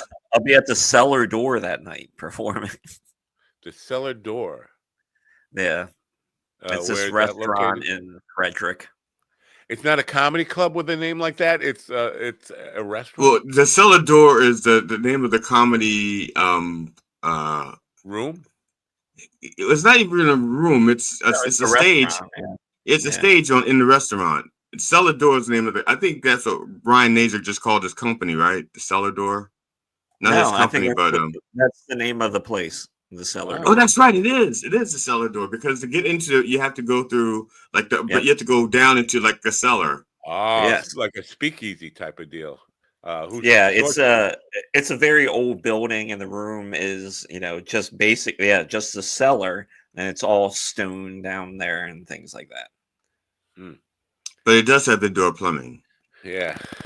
There was something that happened in comedy yesterday. I can't remember what the fuck it was. I wanted to ask you guys if you heard about it. Now I'm having my dementia moment. I don't remember. It'll come to me after when I'm doing the paint show tonight. I'll say, you know what? I should have asked them about this. Yeah. I got to do 4 paintings today. Mini coasters. Not coasters. Mini canvases, which is even. I know there was coasters. I thought they were being used as coasters. Because of April Fools, I guess Rogan put that thing out that Carlos Mencia was on his show. Right. I thought I fell for that. I was like, holy shit, look at this. Mencia grew a pair. And I'm not sure either one of them want a part of that, but that would get a lot of ratings. Why? What's the problem with? Did they have an issue or something? Seriously, are you serious? Is this a serious question? Or you just I don't give a shit about Rogan and his guests and his issues. So, or Carlos Mencia. So if they have issues with each other, that's doubling me not knowing or caring. All right, here's the history. Carlos Mencia had a history of stealing jokes. This is where all this jokes, that nonsense started, and stealing jokes from his openers and doing it in front of them. Right. And so Ari Shaffir, who was a friend of Rogan's was one of the victims of Carlos Mencia, just humiliating, stealing his own fucking material and doing it in front of him, and he had no power at the time. And Rogan went up on the at the Comedy Store and called him a joke thief and told him and asked security to throw him out. Mencia got up on stage, they got face to face, and it got, and this is kind of the start of Joe Rogan podcast taking off after that, because he basically ended Carlos Mencia's television show and his playing the big time clubs. Yeah, he killed his career. He killed his career. So up to this, I did know. I just didn't know it was. I guess I didn't think it was still going on. I didn't know they were still having issues. Well, Mencia still maintains that he never stole any jokes, and he's been on like with Patrick Bet-David. He's been on with a bunch of people, and he's just still in denial, even though the clear evidence of him just like blatantly ripping people off is there. He was still in denial. So the question has always been, go on Rogan. You guys should hash this out, and and can I play this? This is from this. This is video. Go for it. If we get in trouble, we get in trouble. I don't fucking care. Okay, well, this is. I mean, this is years old, and this is what happened on stage. 2008 or 2009, right? Yeah. Carlos Mencia. Ha. And we are buffering. You don't know that nobody supports us. You don't know that nobody. If someone steals a riff from a song, that shit's in the news constantly. Motherfuckers steal shit and make it on HBO. They steal shit, they put it on television. What are you saying? Listen, I know you saying that you're acting like a little bitch. Yes. They're not agreeing with you. They don't even know what the fuck I do. They don't even know what the fuck I do. They don't know shit. You just talk shit. It's easy to say you steal shit. I could say you steal shit, but I don't, because I'm not a little bitch. No, let me tell you what I think. I think that every time you open your mouth, you talk about me, I think that you're secretly in love with me because you can't shut the fuck about me. That's what I personally fucking think. You always open your fucking mouth about me. You always say what the fuck you want about me. You never shut the fuck up. You never shut the fuck up. That's not for you. That's not for you. That's not for you. You're not cheering? You're cheering for someone great for shit. Those are cheers. They saw you perform and they like you. And you know what? That's great. I'm honest, bro. Let's go back 3 minutes. I don't know what happened 3 minutes before that, but I think that's when he was doing Ari Shafir's material, right? 3 minutes before that. Anyway, that made Rogan a hero in the comedy world for a short time, and that's why his podcast took off shortly after that. Because it wasn't. Yeah, that was big news. Oh, I think the news that you're thinking about in stand-up is Bill Maher announced yesterday that he had dinner with Trump. Is that what you're talking about? That's not what I was talking about, but I did hear that. Yeah. Yeah, because that was big news as well yesterday, because he put that out there and he said, of course, he's like, I'll talk about it next Friday on my show because it's April 1st and no one would believe him anyway. Right. What is the deal with Bill Maher? Who is he like? Is he one of these guys who's going middle of the road now because that's where the money, or at least towards the right? I'm gonna say Bill Maher has taken jabs and stabs at the left and the right for years, 20 years or so. And so if you're on the right and he takes a jab at the left, he's your hero. And if you're on the left, I'm not talking about jabs. It seems to be trying to tell people that some of the things Trump is doing is good. I don't get that. I mean, for example, yeah, okay. If like Bill Maher will say, I think everybody will say, with every reasonable person will say that yes, we have waste, fraud, and abuse in the government, and we should take care of it, but not the way Trump is doing it. So yes, if you're saying I want to take care of waste, fraud, and abuse, yay, do it. That's one thing. But what he's doing is not going after waste, fraud, and abuse. That's not what he's doing. So Bill Maher is not saying what Trump is doing is right. He's saying the idea of what you want to do, sure, I'll go with that. And he's also saying, yeah, he's for less regulations. He thinks that the Democrats overregulate, especially when it comes to his house and his solar energy and his roof. I don't have a specific example in mind, but it seems to me like you're going off of what you hear him say on his little dopey television show. Yes, only because that's the only. I don't follow him any other podcast, place. Though he definitely seems to take the Trump side of any argument recently for the last 6 months when he has. Yeah, he's trying to be a moderate, but then there are some things that kind of lean. I feel like are you trying to go like the Joe Rogan route? But yeah. To be somewhat fair to him, I don't know. I think in today's climate, like being a moderate almost, like people can't wrap their heads around it. Like, wait, totally. You can be on both sides? Yeah, you can, because that's human fucking nature. I wouldn't want to be around any human, I think, that just says, well, I go straight down the line on anything. Why? That seems like a bad time. Yeah, well, that's the problem with, I think, the cult of Trumpism is these guys, they don't even know, and I say guys, these people, they don't even know about any of the issues or what they stand for. All they know is I'm on Team Red, and I'm straight down the line for Team Red. Whatever Team Red says, that's what I'm for. Ask the boss what I'm for, but I'm fully with Team Red, and it became a like a sporting event or whatever. They just know what team they're on, and they don't what the issues are. Doesn't matter. It's all. And I agree with him on some things, and I completely disagree with him on other things. But I do agree with him when he's talking about how on the left side, they were hammering so much on trans and this and that, they weren't listening to any of their constituents. It's like, we are concerned about this, but at the end of the day, it's not the end all be all. And I think that is a valid point that he does bring up. It's like, yeah, there are some things they went too far in the paint on, and I feel like I do agree that they lost their messaging, and Republicans were able to seize on that because it's easy to hate. It's so easy to do. Right. This guy who got deported, who is, they thought he was a gang member, but he turns out he wasn't a gang member. Whatever this whole thing is, they keep there's a few of those. Which one are you talking about? Well, I'm talking about the gay hairdresser. Now, gay makeup artist, and it's like they feel it's important. He's a father, but he's gay. Which happens, sure, that happens. But they feel it's important to say gay makeup artist. Like, you can't just say makeup artist, father of whatever.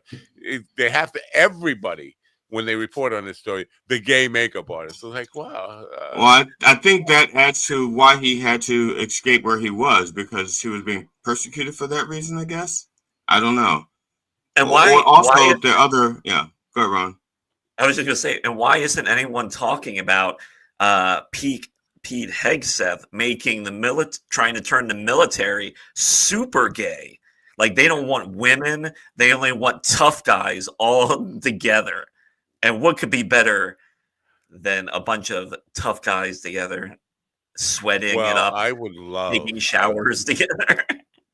Because there is a group of, I don't want to call them trans people. I think they're more like cross-dressers on Long Island. But they're known for beating the shit out of homophobic guys. They show up at a place and like gang beat up homophobes, and I would love to see that happen.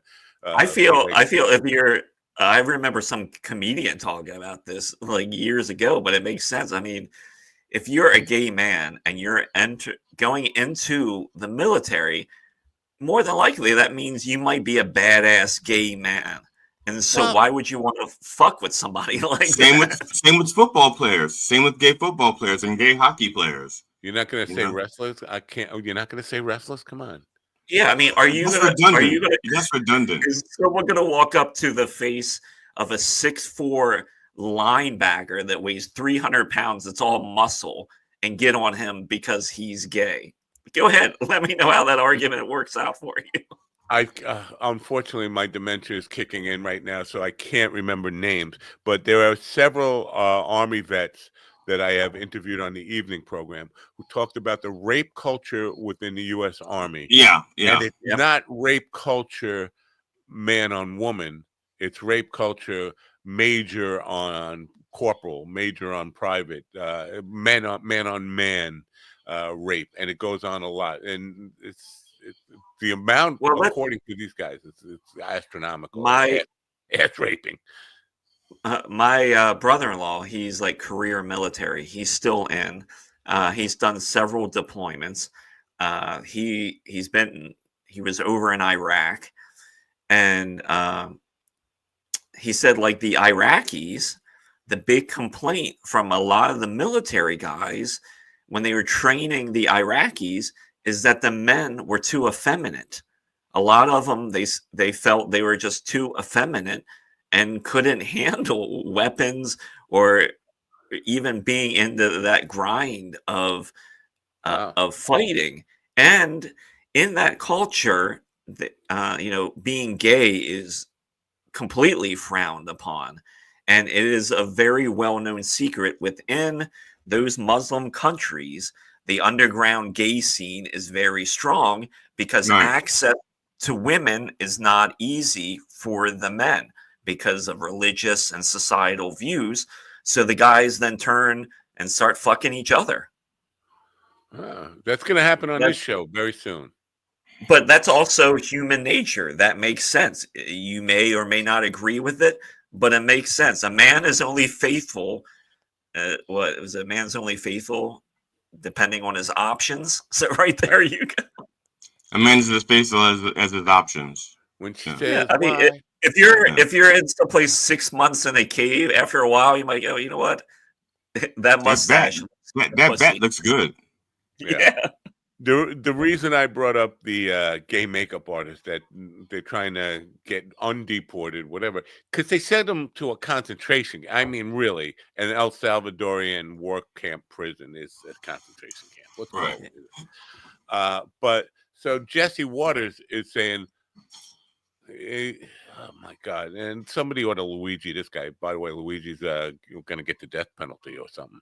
But he's saying, what do they want? A legal? They want due process, individual due process for every one of these people. Like you don't have due process by group.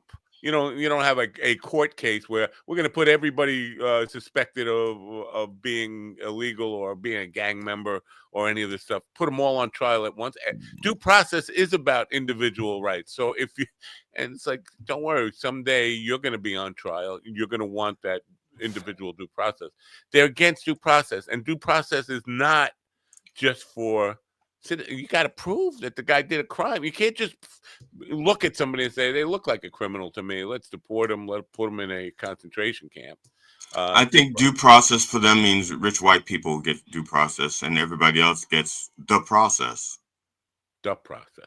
They get process. So do versus the. Yeah. All right, that's fine. It just I wish there would be a Luigi for Jesse Ward. Somebody would just wait for him to walk out of Fox News and say, "Knock, knock." I'm a Luigi. Yeah. So, Ron, you're the pro death penalty guy. You pro death penalty for Luigi? No. Oh, what's the difference? Because he kills the people Ron once dead. No, stop. That's the difference. No, I think he should get the death penalty because I think they're just setting him up. They don't know how to. They're trying to make an example out of him. Yeah. Yes. Is it bad? It's politically motivated. We know that. And the sad part is like, are we really going to ever get the story? And I'm not even sure that a jury would convict him. That's what I'm thinking. I'm thinking by putting the death penalty on the table, the jury is more likely to nullify and say, you know what, they'll probably get a hung jury. Yeah. Oh, you mean they all have big except for the women. That's why it's a hung jury. If they were all like that, then it wouldn't. Then you have a unanimous decision. So not because once they start talking in that trial about how the healthcare system did these people dirty and things like that, so many people can relate with that and have unfavorable views of insurance companies.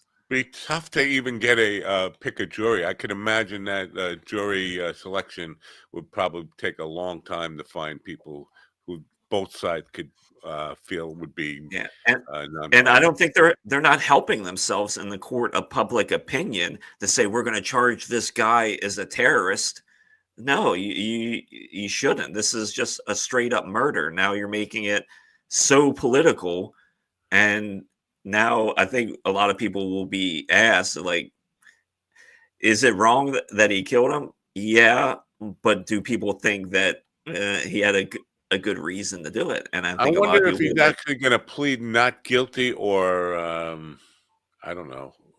Yeah, he's going to have to. He's going to plead not guilty. It's just for just So not guilty. he can't say I didn't do it for terrorist reasons. He can't see this with. It's also going to depend on the charges too. If they say he's guilty, let's say murder 1, which includes terrorism, and he could basically say, well, I'm not guilty because it wasn't terrorism.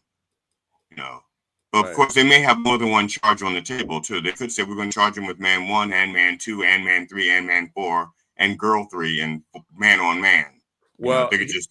Here's part of the rub with this thing too, and I being a heterosexual male, I have the rubbing.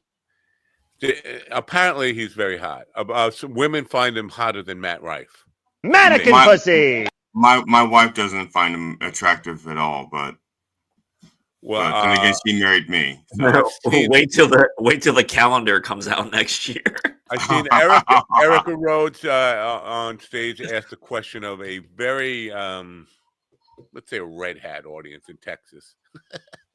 I found out would say, "Oh no, Texas." Yeah, I know, not all, but where she was Dallas. It was a very, and she asked who's hotter, that Timothy Chalamet, the guy who played Bob Dylan, or Luigi, and the crowd went crazy for Luigi. All women in red hat areas. So I'm just thinking if they get enough women on the jury, they might just or gay guys. With Casey Anthony, she got off because of the guys on the jury wanted to fuck her. Not just in the jury. I mean, even in the press corps. Her lawyer, probably even the judge. Even the judge is going like, I think the lawyer did bang her. Right, the lawyer who represented her banged her the day she got. I don't know. When she was no longer a client. Yeah. So that's a big part too. Like if all these women, if he gets women on the jury, he's likely to just get off just by winking at them, right?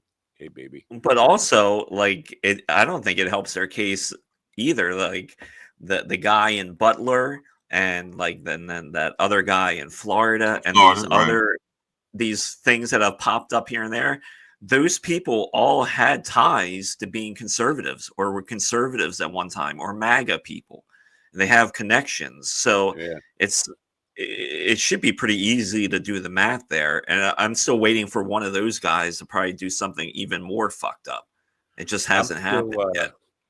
I am still, because I feel like we just let this fucking Butler thing just go away. James Tate posted a close-up photo of Trump's ear, and it could be a doctored photo, but it sure looks like there's a squib in there, like a blood capsule. Now, because this is not a normal reaction when you get shot in the ear. I mean, you don't go up like that. You fucking duck, or you just, what the fuck? I just got shot. You hit the deck. And that looks like he's doing the typical wrestling thing, breaking the blood capsule and all that stuff. The photo could be totally fake, but if it was a blood capsule, that brings it to the whole conspiratorial, because then he would have to know there was going to be somebody shooting at him. He'd have to be ready with that blood capsule, right? He'd have to know in advance that there was a guy that they were going to shoot and say he was. Yeah. I just don't buy it because he would still be milking it today. Like if he was really shot, I mean, yeah, they had their moment where they were selling shit, but like if he was really shot, I feel that he'd be talking about that every day. He's still like, oh, and he wouldn't be up not knowing if the guy was still there doing a lot of it just doesn't, and the cartilage doesn't grow back. His ear is fine now. If you look at his ear now, there is no damage to that ear. Cartilage doesn't grow back. So if that's fake, or if that much is fake, then what was this kid? They killed this kid who can't talk about it now. It's like, how did they get him to do it? It's all like really, it's an impossible conspiracy theory to make sense out of. But I do feel like it was faked on at least some degree of it was fake. Now, if any of it was fake, especially if there was a blood capsule, that means the whole thing had to be set up because he had to know I need a blood capsule to do this. None of it. I'm not comfortable with. Now, again, what's the thing about the simplest answer is usually the truth or something? What's the simplest answer? That it was real? No, the simplest answer for me is that I don't know. I honestly, because I believe that Trump is like he is very much into staging, and I wouldn't have put it past him to fake something like that. The thing is, maybe it was something that was supposed to be staged that went astray. You know, like yes, there was somebody who really was trying to kill him, and yes, they were really trying to make it look like he was going to be assassinated. And the place where it was supposed to happen was not secured. Like we want our actor over there, and the kid who wants to shoot says, "Oh, look, there's a spot where it's soft." So I don't know. Accordion. I just felt like I don't know why I felt like playing Trump's accordion. I have no idea. Like I said, that's the point I'm making, though. You're saying that you don't know is the simplest answer, and I feel like we're only less than a year from this event. We're doing JFK hearings. We're doing like release the Epstein files. Let's talk about the moon landing. Let's talk about when nobody is even saying, this thing doesn't add up. Let's have a real investigation about this fucking kid who's dead, a fireman who's dead, and a guy with a fake ear injury who then came out with a fucking whatever it was tampon on his ear 2 days later, and now there's no damage to his ear. Why aren't we hearing more about that? I mean, it's simple enough. It's simple enough that if it was treated as a crime scene, there would be a collection of the blood from the stage. Now, if it was a blood capsule, you do DNA tests on the blood from the stage. If it's Trump's blood, but it has that preservative in it that stops it from clotting, we know it's staged. If it's not Trump's blood and it was like pig's blood in the blood capsule, we know it was staged. Then it's a matter of why was the other guy killed? The two people that actually were killed, the shooter and the firefighter, because those are two actual deaths that need to be explained. Right. So. Yeah. So what? But even if they're not investigating it for the sake of Trump's ear, they should investigate it for the sake of the guy who was actually killed. All of it. That's what I'm saying. It feels like we're just sweeping it under the rug and just like, let's forget about that. We got other things. Let's move on. And like nobody knows anything for sure about this thing. The people who got this on their profile pic on social media are sure it was real.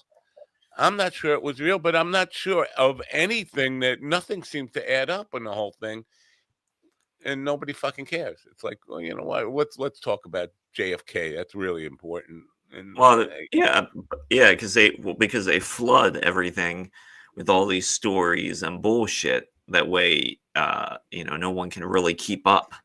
Yeah.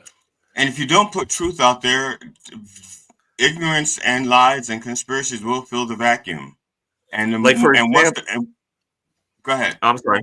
No, go ahead, GD. I'm saying once a conspiracy gets legs, it's really hard to kill the conspiracy because no matter what truth you come up with, they'll add a different conspiracy on top of it. If you just don't put the truth out there early enough, you have to nip it in the bud. And the further we get away from the event, You say nip it in the butt. Is it nip it in the bud or nip it in the butt? Because I don't said want to bud, get nipped in the butt. I said BUD. But it sounded like you said bud. No, I put the tape. We don't have. I had a hard D there. I had definitely had a hard D. And is anyone even talking? Is it? And you really don't even hear any chatter when he comes out like a day or two ago and talks about like running again and having a third term. And now you say you don't hear any chatter, and the Republicans will tell you, the left has lost their mind because he said he might run again. Somewhere in between that two are true. There are some people losing their mind, but I think he really, because he said there are many methods why that.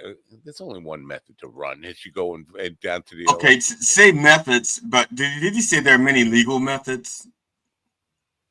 Because you can't, for example, if let's pretend that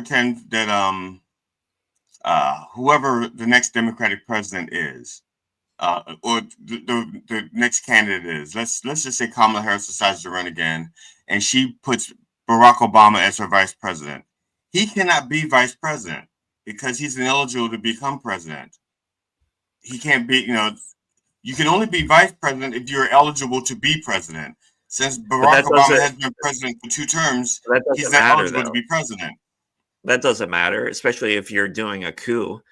People should be concerned because the last time on January 6th, the reason things did not work out because he didn't have the full support of everybody behind him, and the military wasn't behind him.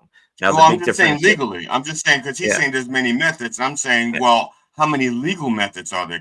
Well, I don't even think anyone should be talking about legality. I think we should really talk about the elephant in the room and what's actually happening. I mean, if you can't see that some of these people are in place for not because they're capable, they're only put in place because he's hoping they'll still be there in a couple years when the shit turns south. I agree. That's why we should be talking about legality. Because if there are people thinking that he has options that are legal, they're not going to look at the illegal stuff. They're just going to think that there's a legal way to do it. But if you say there is no legal way to do it, but Trump still says there are ways that I can do it, then the spotlight is on. Well, the only ways to do it are illegal ways. What are those illegal ways? Well, he's putting people in place in the Department of Justice. He's putting people in place in the military. In case he wants to do a coup, the military will support him. The Department of Justice will support him. The Supreme Court will support him. So we need to talk about the fact that there are no legal ways so that they can focus on the fact that the only ways are illegal. So what we see here is GD auditioning for Carlos Santana. You gotta stop your legal ways, baby. No, I'm wrong. I like that song, but my favorite is Black Magic Woman. Black Magic Woman, Gypsy. That's not his song. Queen. Well, Santana sang it. No, he didn't. I don't know. Black Magic Woman and Gypsy Queen. And also really save like the drama for your llama. All right. Whose song was it? Now, this is a trivia question. The winner will get, what was the winner get? Nothing. I got nothing. No prizes for the, whose song was it? Black Magic Woman. I don't know. I'm just going to say for the sake of. It will blow your mind. You will almost want to go back and start putting on your Crack the Sky records and jerking off. That's how monumental. That's just a Tuesday for me. All right. Well, it's Wednesday, so that would make it unusual. It's a Fleetwood Mac song by Peter Green. When Peter Green was the main guy in Fleetwood Mac before Lindsey Buckingham and Stevie Nicks joined the band. Black Man. I never even knew he did that. I always assumed it was a Carlos Santana song because he had the record that everybody knows. Yeah. Well, I had the sheet music for Black Magic Woman when I was covering it, and in the back of my mind, I remember seeing that he didn't write it, but I didn't care, because I'm just covering it. I'm just doing his cover version, his version. Yeah. Carlos a weird dude. I had the opportunity to hang out with him twice when opening for him in the past, and he's just a weird dude. He talks about guitar in terms of gender, which is kind of weird. Like the song has a gender, the solo has a gender. Like, what do you? Well, he's Hispanic, so maybe he thinks like that. Just in terms of because like in English, in traditional English that's used in America, we don't think in terms of masculine and feminine terms. But French, Italian, I don't Spanish. play guitar in my boxer shorts that often, but if I do, that's when I'm thinking about gender and guitar. That's all I'm saying. Well, then, yeah, if I do it, then I'm using it for a slide. If you play guitar in my boxer shorts, I'm suing. Yeah, when I play guitar naked, I use my member as a slide. Naked? No boxer shorts? Naked? There are pictures of me doing that, yeah. That's rough. That's a little But I rough. sent them to my wife. All right. I think the thing is, here's the thing. She still has those pictures on her phone. So if anything happens to my wife and they start going through her phone, they're going to find naked pictures of me on her phone. Oh, you don't want to go through my phone after I die with all the pictures on. I can tell you that. I don't want to go through your phone while you're alive. I think that's a given. That's a given. People knew that. We didn't have to tell them that. It's true. Like when if I'm on my phone, I got to look through pictures and stuff. I will move away from people. I do too. I do too. I move away. I don't. Yeah. If I'm going through pictures, even though here's the thing. I have a folder in my phone that says private. And when you go to the folder, it has a picture of what some of the things that's in there. No, private means I don't want anyone to see this. So why is there a picture on the top of the, to let me know I know what's in there. I created the folder. I made it private. I'm the one that should know. I know what's in that folder. I can't even bring up my Instagram reel feeds or my page was it's suggesting videos because it's when I go to the suggestion for reels and shit like that, it's just a lot of women with large breasts. It's better than the pictures you had of the men with the large breasts. Yeah. Well, then it's that there's a couple murders in there. And snuff films. We used to call them snuff films back in the day. Hey, the other comedy news was about SNL and that Morgan Wallen guy. Apparently he declined to be in a pre-taped sketch called Big Dumb Line that they did on Saturday. And so some people were saying that's the root of the tension because he wouldn't perform in it. And I don't know. He seems like all these country guys got to fucking stick up their ass. Stop supporting him. Is this going to help his career though in the country world? Is he going to get a boost from this? A bump? No, in the country world, he's solid in the country world. But like I said, he's one of these modern country guys, and he kind of he does the crossover because he's got a lot of pop songs. Because that's the key with modern country. Get rid of the pedal steel in the car in the song. Add some trap beats, and you're good. And I think they got pedals. Not a lot of good pedal steel players left in the world. That's why they got rid of it. It's a very hard instrument to play. Have you ever tried playing it? Once or twice. Yeah. Here's something I want to bring up because you guys are both a little older. So last night, I'm out with my wife, and she's got her pool league, and like somebody was, I don't know, playing some hip hop or whatever, and then there's this group of like white guys that are sitting together, and what you hear is like, it all sounds the same. This all sounds, we don't understand. But then, if you play a couple country songs in a row, it's like, this is the same thing. This all sounds the same. The singers have the same fucking inflection in their voice. The chord structure is the same. The only difference is the pedal steel might be playing a little faster in one song. Anybody who says all music sounds the same, I would I would bring them back to the 1960s and think of Louie Louie and Hang On Sloopy and all these songs that were the same three chords. You can go back to the 50s and sing that everything was 1 6 4 5 Still of the Night type of progressions. You go back to the 40s, and they all had the same. Every era tends to follow a trend and start to sound the same. So if that's the big criticism of today's music, join the club. It's just progressing. It's just a different same old. But the same. There's only so many chords. Also, but when it comes to the different genres of music, if someone who listens to country hears hip hop and it sounds all the same to them, because they're not listening to the hip hop, to them it's just noise. Because even though there's going to be similarities, let's say you have like 4 guys who are all sampling James Brown, the same James Brown song. I think you're going back too far. Whatever it is, the Goodfoot, they're all sampling Goodfoot. The difference. James Brown thing was the 80s when everybody was just sampling James Brown like fucking on every record. It was the James Brown thing. I think that died out, right? Yeah, but I'm just using it as an example. And I probably was inspired by the white James Brown behind Ron. Yeah. I mean, if I was thinking more contemporary, I would have said Gil Scott-Heron. But it doesn't matter. The thing is that they're sampling the same artists. You can have 5 people sampling the exact same song, but what they do over top of it will be different. Right. But only an aficionado will go like, yeah, this guy, he's doing East Coast rap. This guy, that's a West Coast style.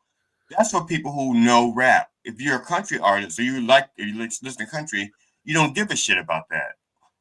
If you don't listen to country, then you will go, okay, yeah, that sounds Dolly Parton and I can't remember, Tammy Wynette sound exactly the same to me, but only if you're not paying attention. So that's all.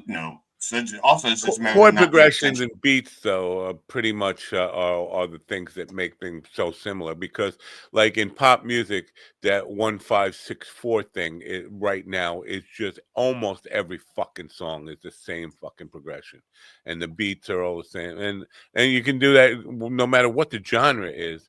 They tend to go with, let's just go with the hit progression that's out there and the hit beat that's out there, and just reproduce melody, change the melody a little bit and change the lyrics a little bit, but it's the same record, either sped up, slowed down. It's all the same fucking chord progression and beat. Yeah, the hardest thing today for me with like pop music, because there are only so many chords and chord structures, and the way some of the sampling is done now, it's funny when a song comes out, like a pop song, and now, because I guess maybe because I'm older and I've been around, I can sit there and like, oh wait, I can name 3 songs that is basically this song that they've taken from, because you can just hear it. It's like the same type of like bass line, or it's just a different part of the sample, of the same sample that 4 other artists are using, but they're using a different part of the sample and shit like that. Stephen Ridley, who is a piano, he's got a piano course online. He's got a video out there of 100 songs in 3 minutes with the same 4 chords, and he just goes through one after another, and it's all pop songs that are exactly the same chord structure and doesn't change once during the whole fucking thing. And it's pretty interesting to watch if you care about the thing. I'm thinking about Vanilla Ice. Remember Vanilla Ice talking about the ding ding ding ding ding ding under pressure thing? Mm-hmm. It's not the same, because theirs goes ding ding ding ding ding ding ding ding ding ding ding ding. Ours is a little different. It goes ding ding ding ding ding ding ding ding ding ding ding. See, with that little ding, it makes a difference. It's like, no, it doesn't. It's the fucking, you're sampling off the record. I don't mind people stealing riffs, because riffs, you can't fucking. This is with the Jimmy Page thing too, where people are talking about he stole all these riffs from all these blues artists, but he played the riffs and incorporated them into songs. So you can't, stealing a riff is one thing, but actually just taking somebody else's record and sampling it, that's kind of, play it yourself. Get the band to play it.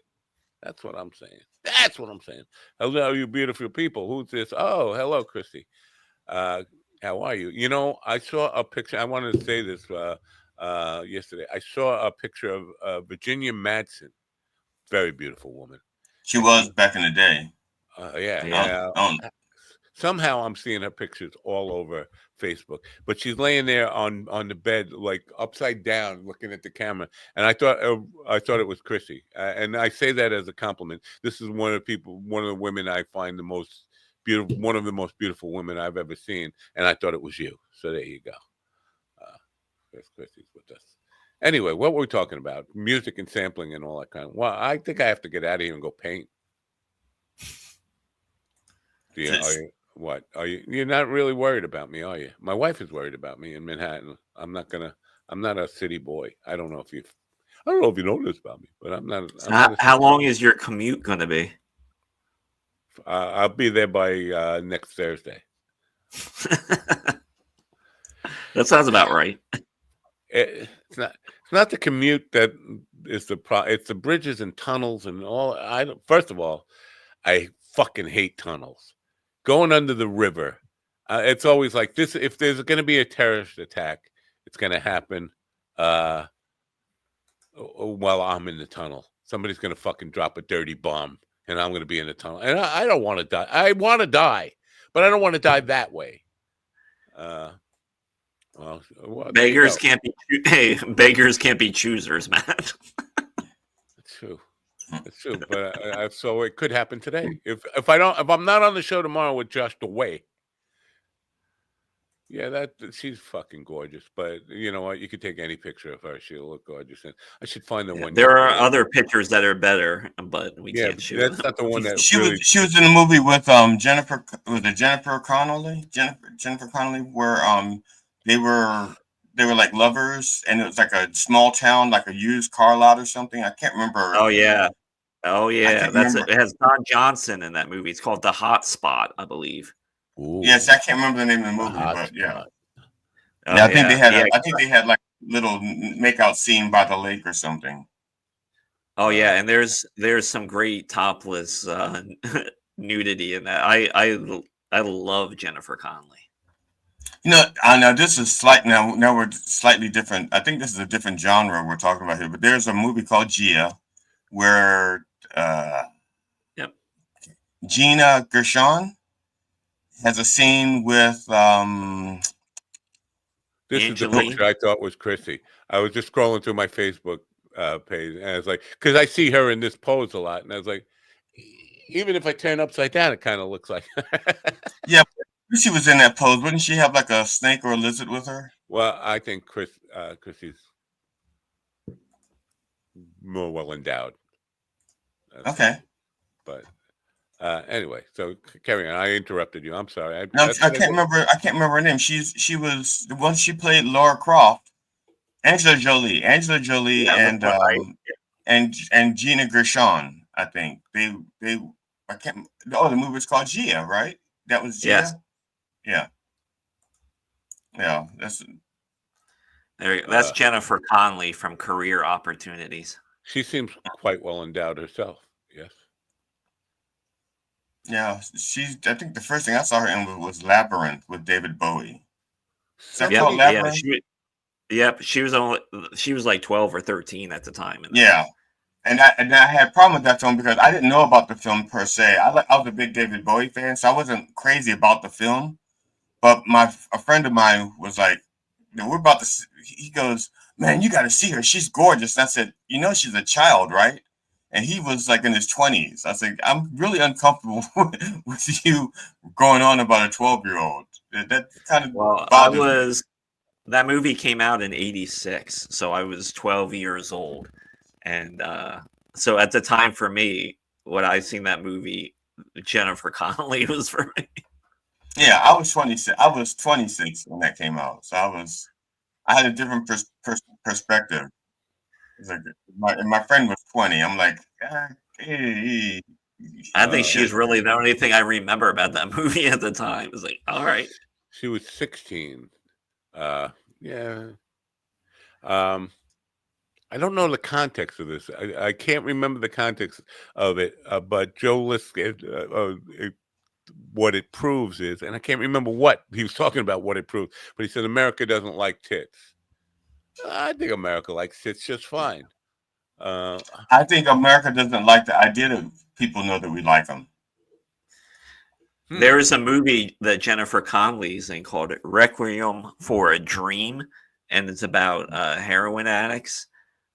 There's some good shit in there, but I'm going to tell you, like there's some hot Jennifer Connelly in that. But I will tell you, if you are going to go watch that movie, it's a pretty fucking dark ride about heroin.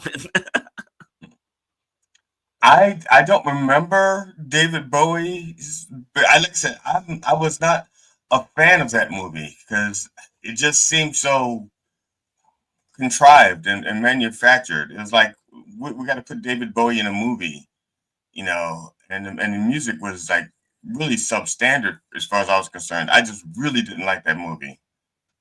I liked some of the puppetry. Wow. I remember when I was growing up and always hearing like adults talk about David Bowie and Mick Jagger. And it's like, these two are lovers because they were in bed. Bianca walked in on them having, this is that's why you heard about that. She came out with a book and said that she walked in on them having a little bit of a tryst, I guess. You know what? In those days, it was different. It was different. Yeah, they'd be heroes today, and they are heroes today. And we could be heroes. And it looks like Mick Jagger still hasn't gotten over it. You remember a couple of days ago, I said this on the program. Joe List today on Twitter. I just shit a torpedo. Oh no, not that one. A torpedo bat. I got a log in my. Here's what his quote. He got. I got a log in my fireplace. It's a new way of saying you have to shit. Joe List, joke thief for me. Did I not say that? He's Dave Landauing you. Was that he's Mancia-ing you? That's so weird. Man is stealing you. I don't know. I feel well. You know what? If anybody's going to steal material from me, I'd be privileged and honored if Joe List would do it. But I'm just seeing. I can't find the thing where he said this proves that America doesn't like tits. I had something I was working on, for a video, and I thought I referenced it. I thought I referenced it earlier in the week, but I didn't. I was thinking about it. And I don't know if the Reverend referenced it on Sunday. So, but I saw it on Monday on the Daily Show. Now I can't, and I don't know if I can do what I wanted to do unless I didn't. I have to go back and listen to the Reverend show to see if he referenced it, so that I won't be stealing from Jon Stewart. I'd be stealing from the Reverend who did it a day earlier. Huh. There's David Bowie's crotch from the Labyrinth. Wow. I did not. I have there's a picture of David Bowie and Billy Corgan that Kevin Mazur gave me from, I think it was Bowie's 50th birthday. And Kevin, who was friends with David Bowie then, had David Bowie calling all his friends, calling them up. I didn't get a phone call, by the way. But a bunch of my friends did.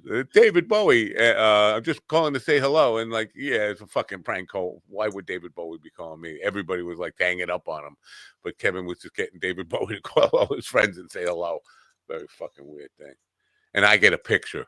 That's what I got a picture. Everybody else got a phone call. I got a picture. I got a ride. Does that make you special or no? No, that means I'm like Charlie Brown. Trick or treat. I got a rock. I got all this candy. I got a rock. Okay, now Matt, you're. Let's say you're. I'm trying to think of somebody that we all kind of like maybe admire. I'm trying to think of a comedian that we all would like. Does everybody like John Mulaney here? That ain't John Mulaney. Oh, do you mean? Oh, yes. The comedian John Mulaney. I don't know him that much, but what I've seen of him, I enjoy. Yes. Okay, I'm just going to use him as an example then. Let's say if. Did you get his permission? Matt, you meet John Mulaney. You have your phone with you. Say, can I get you to call and leave a message on my friend's phone? And he goes, yeah, but I can only do one. Who would you choose? Probably you at this point. If it were today, it would be you. Not Jackie? Mannequin pussy! Yeah. because number one, you're probably up on my most recent phone calls, and it would be You're not going to scroll. Yeah.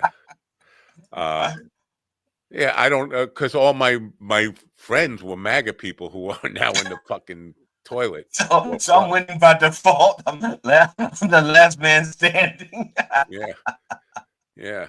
What about you, Ron? Who would you call so you can leave a message?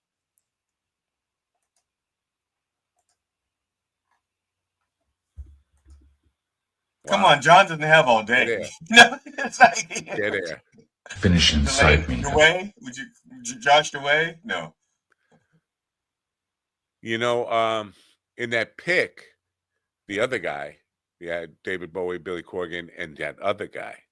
There was when I was in a lawyer's office waiting for the lawyer to come out, and I had my black leather jacket on, and this other lawyer comes out of her office. She looks at me, a black lady, and I'm going to do my best Hillary Clinton black lady impersonation. She goes, "You a police officer?" I was like, "No, I'm a rock star." She said, "Get out of here. You ain't no rock star. You a police officer." I said, "I'm a fucking rock star." She said, "What's your name?" I said, "Lou Reed." And she went to the receptionist. "Look up Lou Reed." And the receptionist said, "Lou Reed's dead." So obviously I'm not Lou Reed. But Lou Reed is a guy who is, because there's a lot of people. He walked on the wild side. Well, there's a lot of people who had commercial success who really couldn't play guitar or fucking sing. But Lou Reed he had a very long career for a guy who couldn't play guitar and couldn't sing. Yeah. But I do like some of his songs, but I think. What about Iggy Pop? I think you said the same thing about Iggy Pop. Long career. I don't know what kind of musician he was, and I never thought he was like a great singer. Yeah. But he collaborated. Yeah, he was never a great singer, but like, and like he collaborated with a lot of good people. You know? Yeah. But like the Stooges just had that like grimy, dirty sound. And so like for Iggy to be their singer, it makes sense. But I think that's why it still holds up, because there still isn't he didn't have a voice to lose. It's not like oh yeah, that's for sure. I mean, he's not a good singer. But then he also had that surprise hit "Lust for Life" back in the day. Yeah. Yeah, and he also had he had a hit, but David Bowie actually sang the song. I think it was. He wrote a song. I think I'm trying to think of what it was now. Christian says charisma matters. I don't know. Lou Reed, I don't know. Charisma? Yeah. I just think some of the and the Colored Girls sing. Some of the things he was singing about, like he was singing about trans stuff in the early 70s, how she shaved plucked her eyelash along the way, shaved her legs, and he was just she said, "Hey, babe," that kind of. He was just singing about things that were provocative, that nobody was doing in music at that time. Well, in the very early '80s, the Replacements did a song called "Androgynous," which is exactly about that, and that was like 1980. Yeah. So maybe this is what I should do. Just do songs about stuff that nobody feels comfortable listening to. Conversate about, I don't know. Is there anything shocking left? There is nothing shocking left, right? Yeah, that's interesting. Remember, I don't know if you remember this. I don't know if you remember this, Matt. We were talking. We said there's many songs that you can think of under this category, and the first one we did was songs about men being women or women being men, cross dressing and stuff like that. That Iggy Pop song I don't think it ever came up. I don't think we talked about that. Take a Walk on the Wild Side. What about Lola? Lola. Yeah, Lola was on the list. I remember. Yeah, Lola. What was the first one though? I think the first one might have. I don't know. Yeah, because I know because it started off with my wife and I listened to Aerosmith. "Dude Looks Like a Lady," and I said that's not even the best song about a dude looking like a lady, you know? And yeah, not even close. Yeah. Yeah.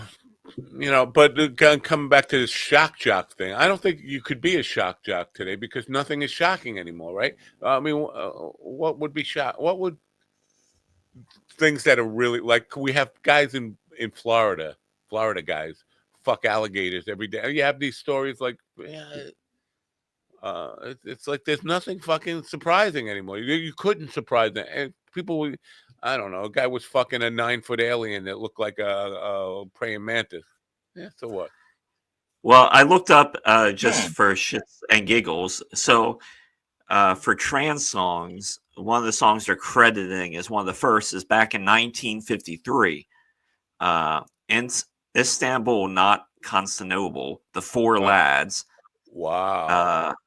That song My mother was taught me that song when I was like 5 years old. Holy fuck, mom's teaching me to be a trans person. Look at that.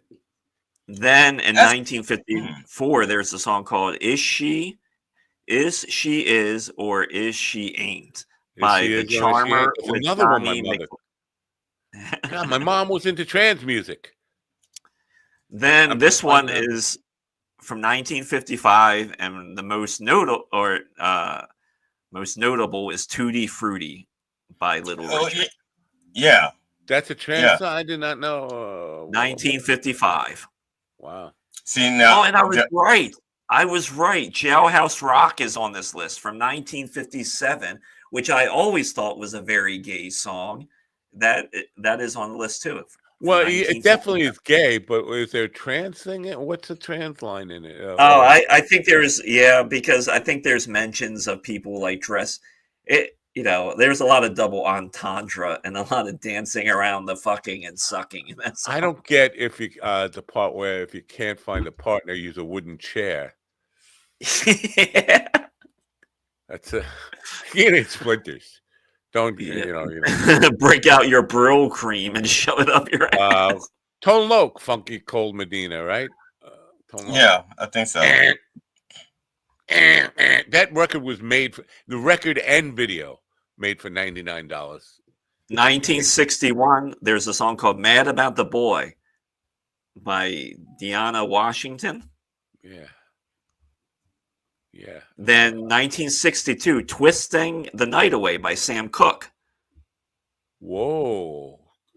Twisting I gotta look these and it lyrics. says, wait, the question is, wait, how is this song gay? Well, this one's more of a fan theory, but there are a couple of lyrics. "Let me tell you about a place somewhere up in New York way where the people are so gay. Sure, gay at the time meant happy, but let us have this one. One more, though, makes it especially sound like a gay song. Here's a fella in blue jeans dancing with an older queen who's dialed up in her diamond rings and twisting the night away." All right, that seems gay enough for me.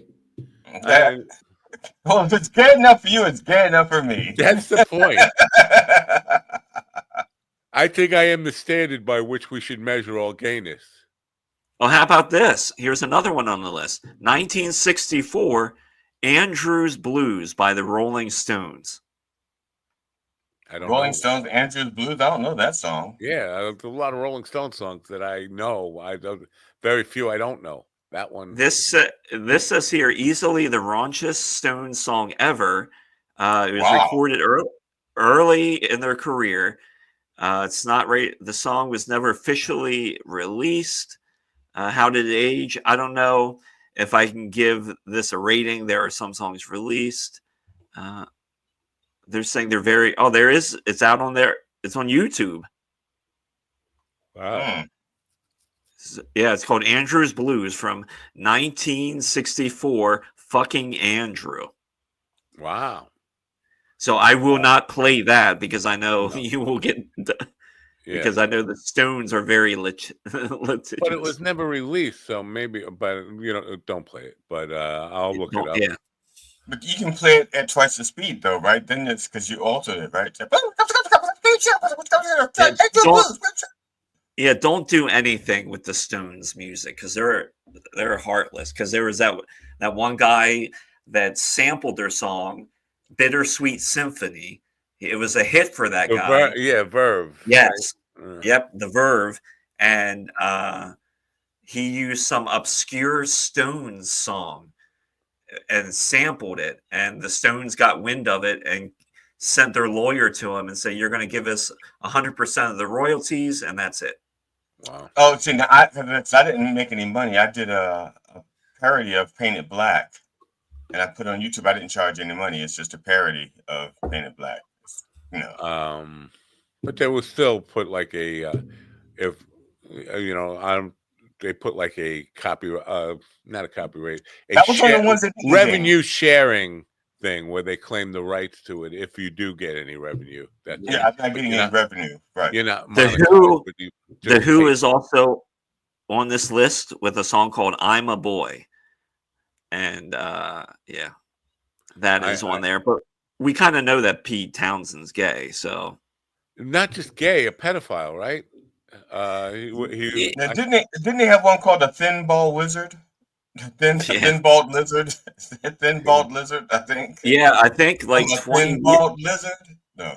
20 years ago, he has like paintings, and he was saying, "No, this is art. I collect art."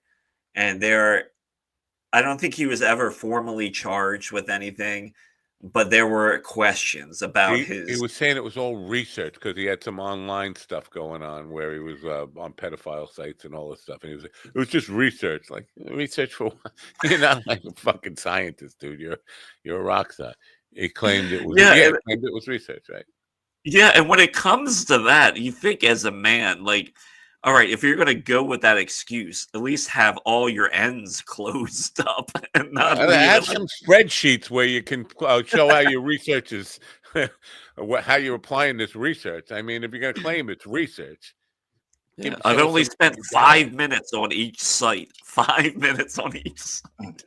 Yeah, if you spend 5 minutes or less, it's research. If you spend 5 minutes and 1 second, now it's, what's the thing? If it's one person, it's an accident. If it's 1 million people, it's a statistic. Then you're a statistic. Never heard that before.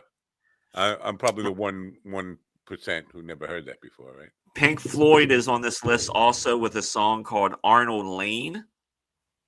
I don't know if any of you guys know that song. How are these songs? Crack this guy on his list with She's a Dancer. Yeah. See, before today, if you would have said Rolling Stones or Pink Floyd, I would have said, I know their entire catalog. Now I'm not sure I know any of it. My whole world has been rocked. What is this text message I'm getting? This is research. It's Pete Townsend. Wait a minute. Oh, oops. Verve. Oops, did you forget? Wow, Verve. Who's texting me this? It's a 188 number, and all it says is verbs. Ooh, Verve. Ooh, did you forget? We were just talking about it. I'm the one who said Verve. That's weird. Who are you? How'd you get my number? 188. There's a song by Blur. Was it The Blur or Blur? It's called Boys and Girls. Blur. Yep. Boys and Girls. And I like that song a lot. I think that's a good song. Yeah. All right. There's a song by the Electric Six called Gay Bar, which is a great song to play. It's a little over 2 minutes, and all it is the song. And it's like, hey, I want to take you to the gay bar. Gay bar. Years ago, like 90s or so, when I was at this company, there was a guy, his name was Richard Gaybar. His real name, Dick Gaybar. I would change that. Just because, whether you're straight or gay, it doesn't matter. But the name itself is going to get you some abuse, Dick Gaybar. Maybe not. Maybe, I don't know if Dick, if you're still out there and you're listening, don't call in because I don't have the phone hooked up anyway. Should end this thing early today so I can go get ready for my fucking commute to the fucking hell. 17th floor. I don't like, first of all, just saying the 17th floor fucking makes me anxious and nervous. Elevators. So do you have to take your PA system to the 17th floor? I'm not taking a PA system. And if they can't hear me, they can get in touch with Clang. Clang is her name. Clang. Are you at least going to take a megaphone or a little cup or something? I don't know. What is a voice amp? I'm thinking because if she was. Hello there. This is Matt Nappo. I'm not going to.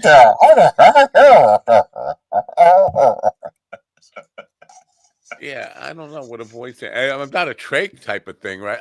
Hello, the next step in the meeting, get your little brush out. Get your little brush out. I don't know. The reason why most men are rough If fuckers. you're yellow and you're blue, you can make green. You think I would? Yeah, Stephen Hawking. You would think I would know what a voice amp is, or I would have Googled it to find out. But no, What you're doing is you're doing it wrong. Take voice amp, translate it to Chinese to find out what it is, and then portable you'll voice see what you're talking amplifier about. for teachers. Here it is on Amazon. Oh, it's like a headset mic with a tiny little fucking. I don't know if this is gonna work out. I probably should have brought my own PA. I'm not doing this. I'm not going. I quit. I'm gonna get fired anyway for being abusive, right? Well, what you do, okay, Matt, here's what you do. Because you're streaming it, right? You're streaming it live. No, Tell everybody to plug in on their phone, to take their phone and upload or whatever, watch it on their phone or listen on their phone with headsets. That way they can hear you because they can hear you through the phone. And that way you don't need a PA system. But we're not streaming it. What do you mean? Well, nobody's streaming Oh, it. you're not streaming it? No. Oh, forget that. Then forget that suggestion. I did. I forgot that suggestion. What was it? TikTok, motherfucker. That's right. As you might say, disregard it. Too late. I already regarded it. Where is it? Where is it? I heard it. Didn't you hear it? On a side note, I'm thinking about downloading Parrot again. Wow. Oh, okay. Then you can do Val Kilmer. Well, if Val Kilmer is on there, you could do Val Kilmer. I'm getting a spinning wheel of death here. Why? Spinning wheel of death. Right. Downloads. Where is my downloads? Here it is. Right. With Scott, he'll twist you up like a Bavarian Braven pretzel. He pulled chunks of guys like you out of his stool. All right. Thank you very much for that. Don't mess with Scott. His last name is Braven. He'll twist you up like a Bavarian pretzel. I'm sorry. That's just too weak. It's like we don't even need Stephen to be weak here. We can be weak on our own. That's right. Right. Is he going to be here for like an hour a day for the next? No, 20 minutes, right? He doesn't pop in for an hour. So he left at 9:30. Yeah. Oh, all right. All right. Well, fuck him. Fuck Stephen. Right in his little. So he's working at Verizon. He said the Verizon is close enough that he could actually go with his wheelchair. So it's his gun's going to be like super big now when he's not going to be able to even grab his like microphone anymore. It's going to be too jacked up in his chest and his chestises. All right. If I'm not vaping, I'm raping. Have you talked to Jason since last we talked about that situation? What now? Have you talked to Jason? I haven't talked to Jason. I did. I text him and asked him how the GLAAD Awards went, and I forgot what he said. Then he blocked GD. Yeah. Because he sent me a bunch of emails, but he's not. I still don't know what. I haven't heard from him. I did hear from him, but not regards to that as being an investor as being a possible investor in his independent film. Yeah, I want to go out to LA and be just an extra in this film. I don't want to. Yeah, I don't want to invest. I just want to go out and just shoot my 2 minutes so I can take Car Wash off my top list of my achievements in my life. Put me in. But I was talking to him the other day about. Because he says, I'm talking to him about gay versus straight, and he says gay guys don't ever think about straight people. Not from my experience in the hairdressing world. All the gay guys who I used to travel with, I would describe them as heterophobes. They just like constantly just not liking straight people and bashing. And I was the token straight guy who had to take all the abuse. But he said, but I'm just curious about how this thing went with Abby and Govs and if he's going to come out here, and if that's going to mean anything for you guys, or possibly just doing a show. He said he might want me on the bill. I was like, no, you don't. You don't want me on. I don't do that. That's not what I do. But I thought maybe you guys. But I haven't heard anything about it. I'll follow up with him. I haven't heard anything about that. Just the possibility of me being an investor in his movie. Now, do you have money to invest? That was Tom. Tom Myers just tuned. I'm not sure if it was Tom Myers or Tucker Carlson. I'm sorry. I think that was a yes or no question, and I answered it with a fuck no. Yeah. Now, I did talk with Alan Katz, and he and I are going to be doing a podcast together. Wow, look at you, big time. GD, the next crypt keeper or something, whatever. Good for you. He wants to start it in September. We're going to start working on it, I guess, relatively soon. He's doing the I don't know. I kind of feel jealous of you, which makes me feel weird about committing suicide today or something. Because why would I be jealous of you? But he didn't offer me to do a podcast with him. He went to you, so I'm kind of jealous. Well, that's why I told you what he had said about blowing smoke up the ass, right? I thought that you were working your way up to a proposal for me. Actually, no, he was saying that when he was in Hollywood, he got a lot of smoke blown up his ass, and he says, and it's good to have smoke blown up your ass. And so up until yesterday, when we actually made concrete plans, it felt like I was getting ass cancer. Well, I prefer to inhale the old-fashioned way. Yeah, he was just saying he was saying nice things about me that I didn't believe about myself. So was it tobacco smoke or weed smoke? Because if you get a blow smoke up my ass, I think it was bonfire smoke. Oof. I know, because you have no idea what's in that. No, I take tobacco over that shit. And yeah, I'm not big on tobacco, and I hate these fucking English guys. Not just the English guy. Anybody who fucking puts tobacco in their marijuana or marijuana in their tobacco. Oh, aren't those blunts? Yeah, well, yeah, but no, you can't keep it away from me. I smoke weed. Don't fucking get the tobacco. What's the whole point of it? Do you know the point of that? To make it last longer? I have no idea. Oh, I have no idea. Nicotine. Maybe the nicotine gives you a certain high with the THC. I have no idea. To ruin the weed. That's what it is. It's to ruin the weed. Because the nicotine is nicotine. Other than making cigarettes addictive and give you cancer, does nicotine have another purpose in cigarettes other than making it addictive? Yeah.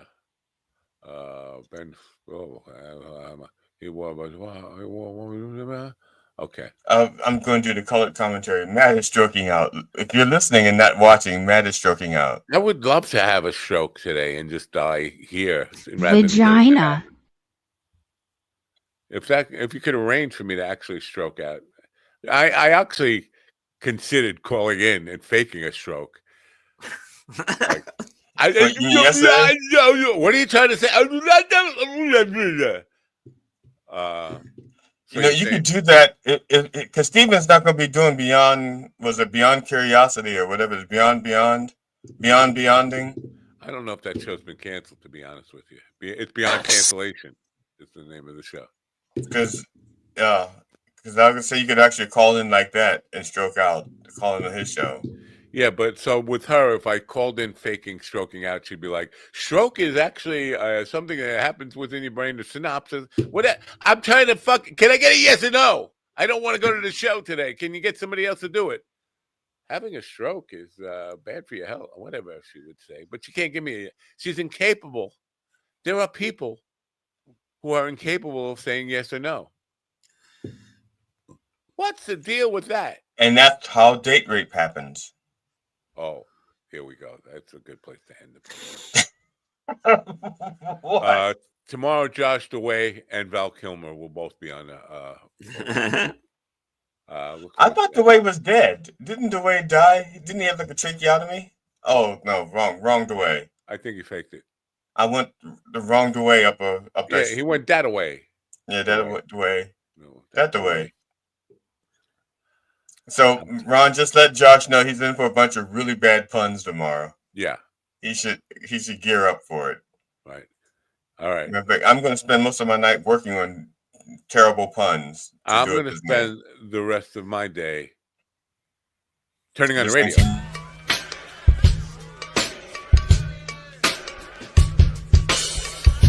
Tick-tock, motherfucker! If I'm not vaping, I'm raping.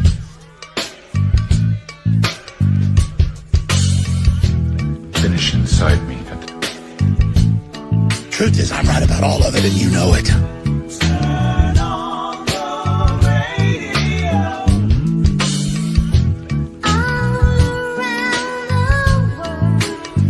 Mannequin pussy!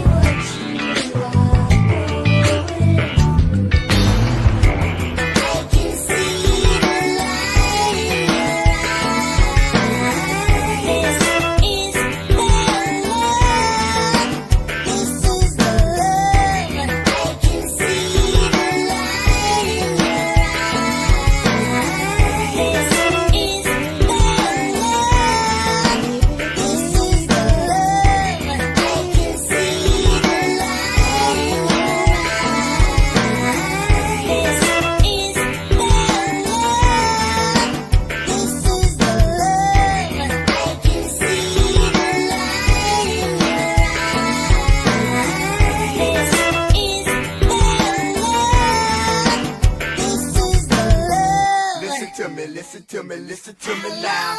Listen to me